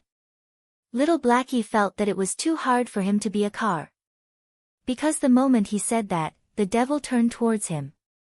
His gaze seemed to be saying that he was redundant. His gaze seemed to be saying that he was redundant. Little Blackie shook his rearview mirror. Didn't his master realize that the devil's presence was stronger than before? Especially that seemingly non-existent evil aura. After Bojio helped Qin Mo bandage his finger, she placed one hand on the seat and moved to the front. The fuel indicator kept flashing and the smart screen started to become unstable. She moved her finger a few times on it. How long can it last? 20 minutes, after 20 minutes, I will become a pile of scrap metal. Little Blackie felt that life was hopeless. He was afraid that he would be the first sports car to drown. 20 minutes wasn't enough to reach anywhere. Since she couldn't leave, she might as well find the nearest place to rest. Bojio's thoughts changed. She switched from automatic mode to manual mode and rushed towards the shore. Prepare to change form. Land form is in place. There was a loud splash. The moment the water bird soared into the sky, the black Lamborghini jumped out of its slumber. The water flowed over the glass, and the sound of splashing water made the surroundings livelier. But Bojo didn't stop. This was mostly an uninhabited area. But if she remembered correctly, there was a transfer station not far in the middle. It used to be used by the military and had long been abandoned. She could go there to get some fuel. Activate navigation. Bojo turned the back of the car as she spoke. Her actions were very suave. The car was fast but stable. Moreover, the temperature in the car was moderate. Chin Mo sat in the back seat, deep in thought. His eyes darkened with the night sky. The water on his body hadn't dried yet. His lips were burning. Chin Mo frowned. He probably knew what was wrong with him. Actually, his body temperature had been high from the start. But he had been in the water and he couldn't show any weakness at this moment. Even if he was an idiot. But no one really knew what she was thinking. Chin Mo closed his eyes, intending to take a break. He didn't expect the person who was driving to stop the car. His body was half suspended, and he reached out a hand to place his palm on Chin Mo's forehead. It wasn't an illusion, you have a fever. The coldness on his forehead made Chin Mo feel much better, but he didn't admit it. Instead, he smiled. It's just that my body temperature is slightly high. Bojo looked into his eyes. She leaned forward and tore his clothes. Chin Mo arched a brow. I didn't expect my sugar daddy to be so proactive. Bojo didn't reply. She tore his shirt and threw it out of the car window. There wasn't anyone here anyway. Without his shirt to cover him, Chin Mo's entire body was exuding a devilish aura. Do you need my help? Chin Mo held her hand. Bojo glanced down. I don't really need it, I just removed my clothes. That's a pity, I thought you would do something to me. Chin Mo noticed that this guy seemed to be in a bad mood. He didn't know why his chest felt a little tight. His body temperature must have been too high, affecting his bodily functions. While thinking like this, the young man leaned forward and kissed the corner of his eye. He suddenly smiled. When you're better, I'll do something to you. Chin Mo paused. This guy was indeed an idiot. His fingers changed and he wrapped them around her waist, burying his face into the other party's slender neck. His voice was still indifferent. I do have a headache, so I'll have to trouble my sugar daddy. All right.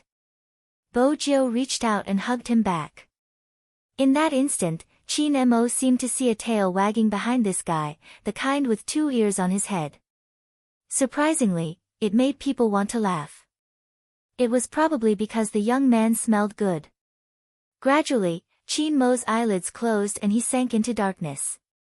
But even so, he did not let go of the poker cards in his hand. Bojo glanced at the back seat. The car sped up again. It was normal for him to distrust her. After losing their memories, everyone would immediately believe the words of others. Not to mention someone like the Almighty. Nothing was more important than him being by her side. Bojo swept a glance at the building outside. The building was well hidden. If it hadn't been for the special navigation system in the little black car, they wouldn't have been able to find such a place. After all, it was a military important place. Even if it was abandoned in the past, it would still be dangerous. It was a lawless area and they were most afraid of encountering other factions. Bojo was very careful. If it was her alone, she wouldn't be like this. But now that she had the Almighty with her, she had to drive to a place with some living conditions. Master, I can only last until here. Little Blackie's voice had never been this heavy. It was obvious that he couldn't keep up. Bojo patted the steering wheel and opened the car door. She walked in the darkness, her footsteps silent. In her hands were the poker cards she had taken from Chin Mo. Master, I can only last until here. Little Blackie's voice had never been this heavy. It was obvious that he couldn't keep up with the speed. Bojo patted the steering wheel and opened the car door. She walked in the darkness, her footsteps silent. In her hands were the poker cards she had taken from Chin Mo. It wasn't impossible. Many local forces would look for abandoned military bases. Fortunately, there wasn't anyone here. It was probably because of the low temperature. After observing for 5 minutes, Bojio lost her senses from the cold. After confirming it was safe, Bojio held onto the tree branch with one hand and jumped down. It was a military important place in the past, so it was easy to find fuel. There were a lot of abandoned military vehicles there. Bojio slid down and checked the fuel tank. Then she took something over to make it easier for her to collect the fuel. She then thought of a way to open the fuel tank. There wasn't any other danger. It was just too cold. Bojio started shivering when she got the fuel. When she reached the Lamborghini, her lips turned pale. Fortunately, there was a heater in the car. Once the fuel tank was full, the smart system automatically adjusted the temperature to the highest. At this moment, Bojio felt her fingers go numb. She shook them and felt better. She wanted to test the Almighty's temperature again. Chapter 1266. In the meantime, Bojio connected to the internet. First, she used the navigation system to search for news in the country. Fortunately, it was a confidential mission. Hence, the Almighty's situation wasn't reported. Even the details of the mission were still classified as an S-grade secret. No one knew what had happened. But deep down, Bojio knew that the Almighty's family was different. With his current predicament, his family would definitely receive news. Many people assumed that. Once Chin Mo received news, he would definitely contact the operation team. They hadn't expected this. The first person to receive Chin Mo's message was Movie Queenan. The call was from Bojio. It was snowing heavily overseas. When Movie Queenan received the call, she was on her way to the airport. Her assistant was worried that she would be cold, so she hurriedly placed a coat over her. Everyone knew that Movie Queenan wasn't in her best condition that day. Hence, she hadn't been filming. They also knew that she had booked a plane ticket to fly back to China. Something seemed to have happened at home. It wasn't an exaggeration to describe Movie Queen Anne's current state.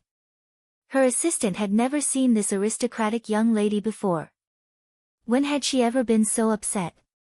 Even her eyes were red. Hello. Bojio could tell that she had been crying. She paused before saying, Auntie, it's me, Jo. Brother Mo is with me now. When Movie Queenan heard this, she stopped abruptly, her eyes bursting with joy. She couldn't help but cover her mouth. That's good, that's good. She couldn't stop saying those 3 words. Her raven black hair slid down her cheeks like silk, blocking her tears. Bojio was a little clumsy in front of an elder. Don't worry, I'll take good care of Brother Mo, I know, Jo, thank you. Movie Queenan controlled her emotions, sniffling. At this moment, she was like a young lady again.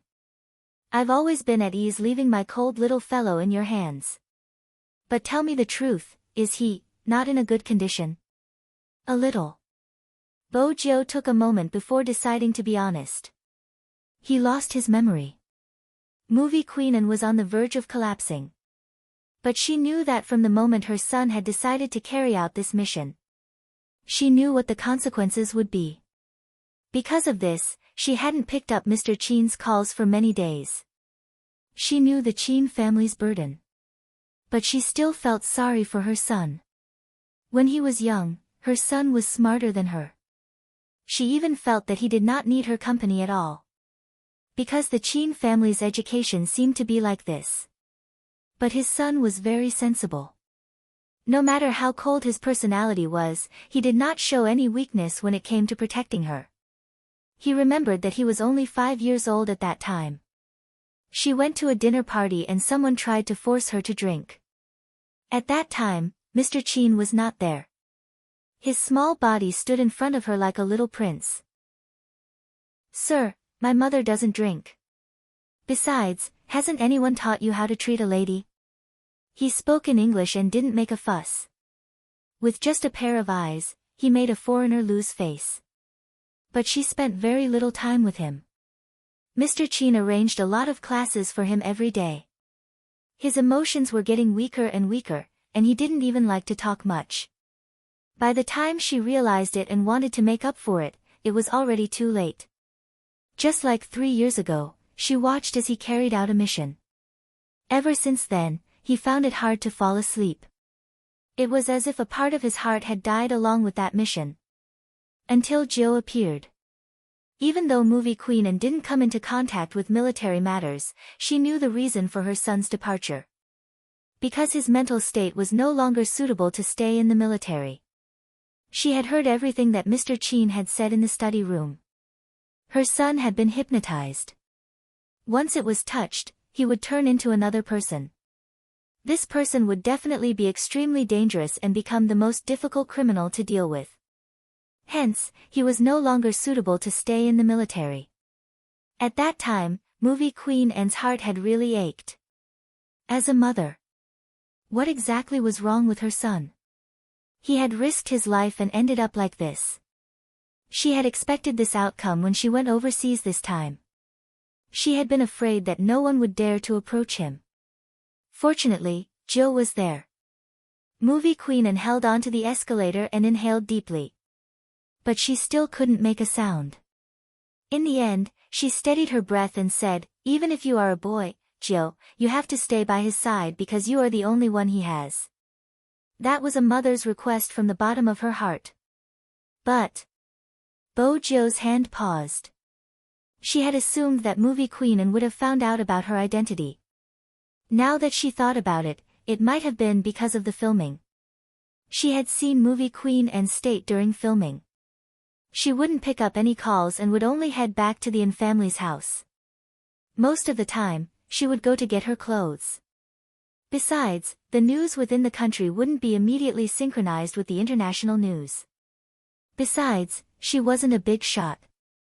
Bojo replied guiltily, "Actually, there is something that I have always wanted to tell Auntie Anne. You don't have to tell me, Auntie knows everything." Movie queen Anne smiled and wiped her tears. "Auntie knows that you have always liked each other. Sister, he and I have already discussed it. Once you enter university, the two of you will head to Switzerland to register your marriage. As for the child, you can get a surrogate.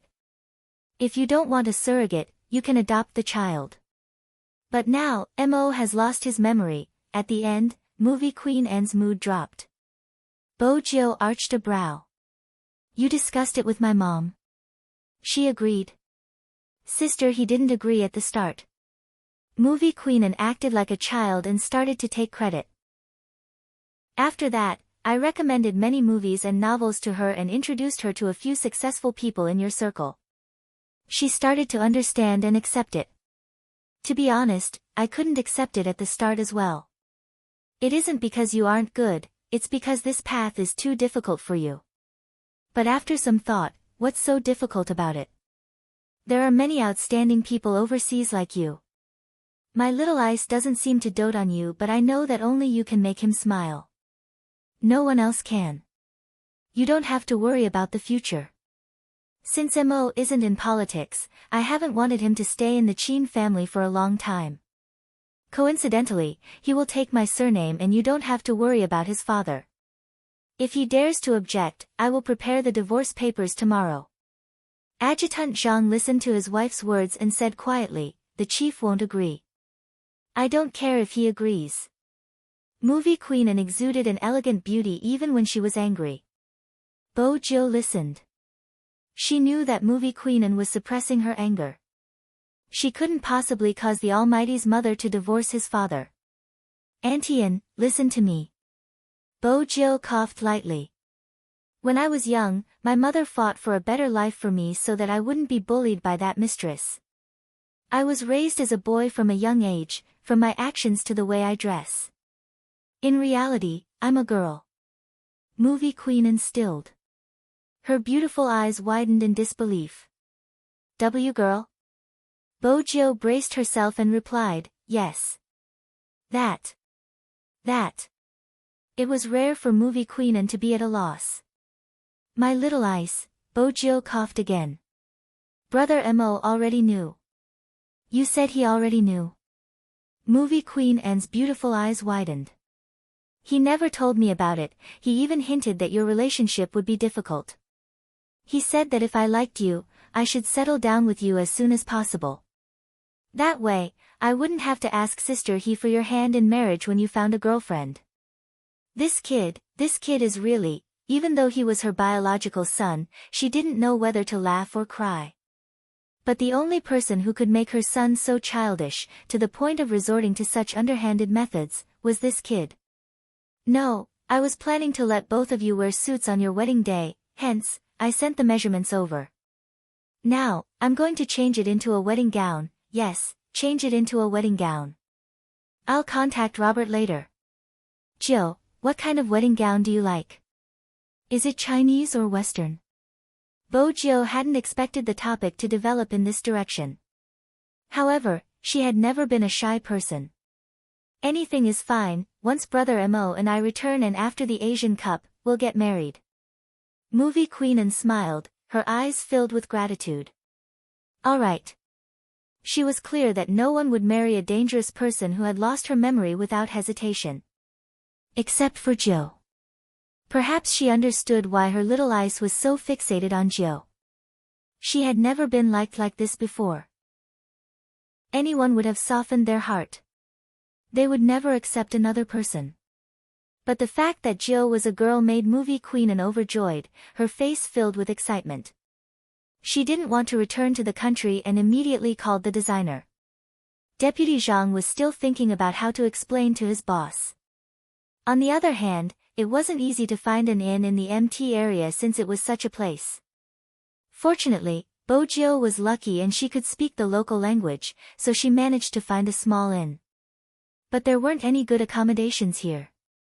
There definitely weren't any double standards, the hot water wasn't too hot and the bed was extremely narrow, but it was enough for 2 people. Other than a wooden chair, there weren't any other facilities in the room. Qin Mo woke up in the middle, turning his head to look, his arm resting on someone's shoulder.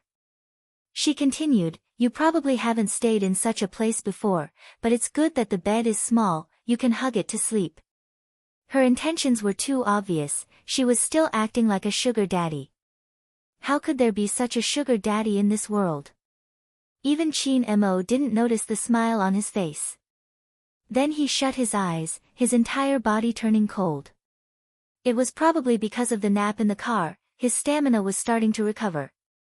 Bo Jill watched the person sitting on the chair, heading down to get a pot of hot water before pouring it into a cup, using a cotton swab to moisten Qin Mo's lips. Qin Mo knew what she was doing, but he didn't know how far she would go. She didn't even touch his lips 3 times. Her voice rang in his ears again. It's too troublesome, we've already kissed many times. Qin Mo listened without a change in expression. Before he could react, a softness was imprinted on his lips. It was still as fragrant as ever, even the water that entered his mouth was slightly sweet. Qin Mo frowned, but in the end, he didn't push the person who was obviously taking advantage of him away. Isn't one mouthful too little? Bo Jill bent her back, her expression serious. Then she lowered her head. Just like that, Qin Mo was kissed 3 times. On the 4th time, Bo Jill realized a problem, deciding to remove his pants as well. Otherwise, she wouldn't be able to get on the bed. But she leaned over, the moment she moved her belt, her eyes opened slowly. That pair of closed eyes slowly opened.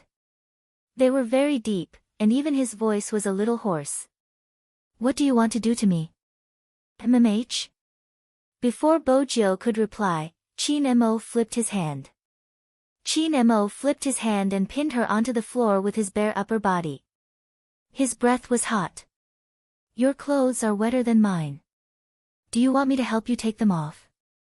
Qin Mo's left hand had already reached into her shirt, touching the skin that made him comfortable. His thin lips lifted slightly. You can take the chance to tell me how we interacted in the past. She wasn't sure if it was because of his hot breath or Qin Mo's actions, but her body started to heat up. Color finally returned to her lips. Bo Jill felt that this was a good opportunity. She glanced up. You used to listen to me. Is that so? Chin Mo didn't stop, arching a brow. If I ask you to go east, you definitely wouldn't go west. You liked me a lot and thought of many ways to confess to me. Oh. Chin Mo paused, seemingly pondering over her words. Bojo reached out and hugged his neck, a smile on her face. Look at my face, brother Mo, you should know that there are many people chasing after me. That's why you often feel threatened and jealous. Do you think I've lost my mind after losing my memory, or is it because of the fever? Chin Mo lifted her chin slowly. Do you think I'll do what you just said? Bojo didn't seem embarrassed at all. Yes. Chin Mo looked at the girl who was asking for a yard after being given an inch. Suddenly, he placed the tip of her red ear between his lips and said evilly, if it's really like what you said, then I'm very proactive in bed. At this moment, Bojo realized where his hand was. Her body kept feeling hot. The current almighty was really hard to deal with in certain aspects. The moment Bojo thought about it, she felt as though someone had bitten her neck. So, my sugar daddy, how do you like me to serve you? Chin Mo smiled, leaning forward to kiss the place he had bitten, a dangerous glint in his eyes. Chapter 1267. Her head started to spin and even her breathing was hot. She wasn't sure if it was because of the hypnosis. The Almighty's most unscrupulous side burst forth. Even the way he kissed had changed a lot. It was evil and cold. Indeed, it was unstoppable. The numbness from her neck didn't allow her time to think. The slight itch was accompanied by a slight pain. It felt as though she was being embraced by a vampire. It was written in a book. The moment he kissed my neck, everything seemed to disappear. Only that wonderful comfort was left, making her drown in it. She could smell the scent on his body, the sweetness that made her sink deeper. You will never forget the scenery you saw at that time. It was like a falling meteor, her entire body yearning for more. Bojo reached out and hugged Chin Mo. Her slender neck stretched out, like a pure maiden sacrificing herself to the devil. Chin Mo's gaze darkened, his thin lips inching closer. Just as he was about to take another step, he realized that her face was unusually red. Her body temperature was higher than his. And why was there a wound on her hand? It seemed to have been cut by a metal wire and there was even blood. Had it been when she had gotten out of the car to look for oil? She was indeed an idiot. They had already reached this stage. She had actually driven all the way. Chin Mo couldn't describe his feelings. His pupils constricted slightly. There seemed to be something slowly overflowing from his chest. It was a little stuffy but not completely stuffy. But it was very hot, as though it was coming from inside her body. Especially when her breathing was so close to him, including her heartbeat that wouldn't lie. All these things added together made it hard for him to continue his original actions. He wanted to play with her fiercely before leaving. After all, he didn't believe a single word that came out of her mouth. For example, her sugar daddy. Chin Mo's fingers brushed past her face, his voice low. Get up. MMH? Bojo's head was still heavy, she couldn't understand what he was saying. Was he angry? Why was there a smile on his lips but there wasn't any warmth in his eyes? Chin Mo looked at her, bent down, and carried her horizontally. He strode into the bathroom and tore off her top in a few moves. It was too sudden, Bojo couldn't block in time. Under the light, it was an alluring expanse of snow white. Whether it was the collarbone or the shoulders, it was a symbol of a young girl's height.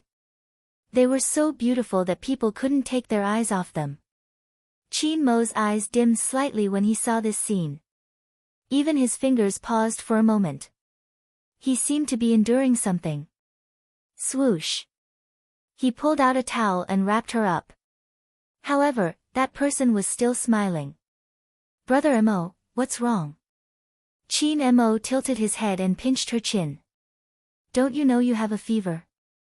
Bojo paused, her expression a little dazed. Indeed, she hadn't noticed that her body temperature had risen. She muttered to herself, no wonder I started to feel dizzy. When Chin Mo heard her words, he didn't know why, but he suddenly couldn't maintain his current face. He had originally planned to use this appearance to get closer to her and achieve his goal. You're tuning in to the Blissful Bookshelf YouTube channel. We're so grateful for your support, and don't forget to subscribe to join us on this incredible journey through captivating stories. Your generosity through donations truly makes a world of difference, as it's the primary source of revenue that allows me to expand and enhance this channel for you. Thank you from the bottom of my heart for being a part of this adventure.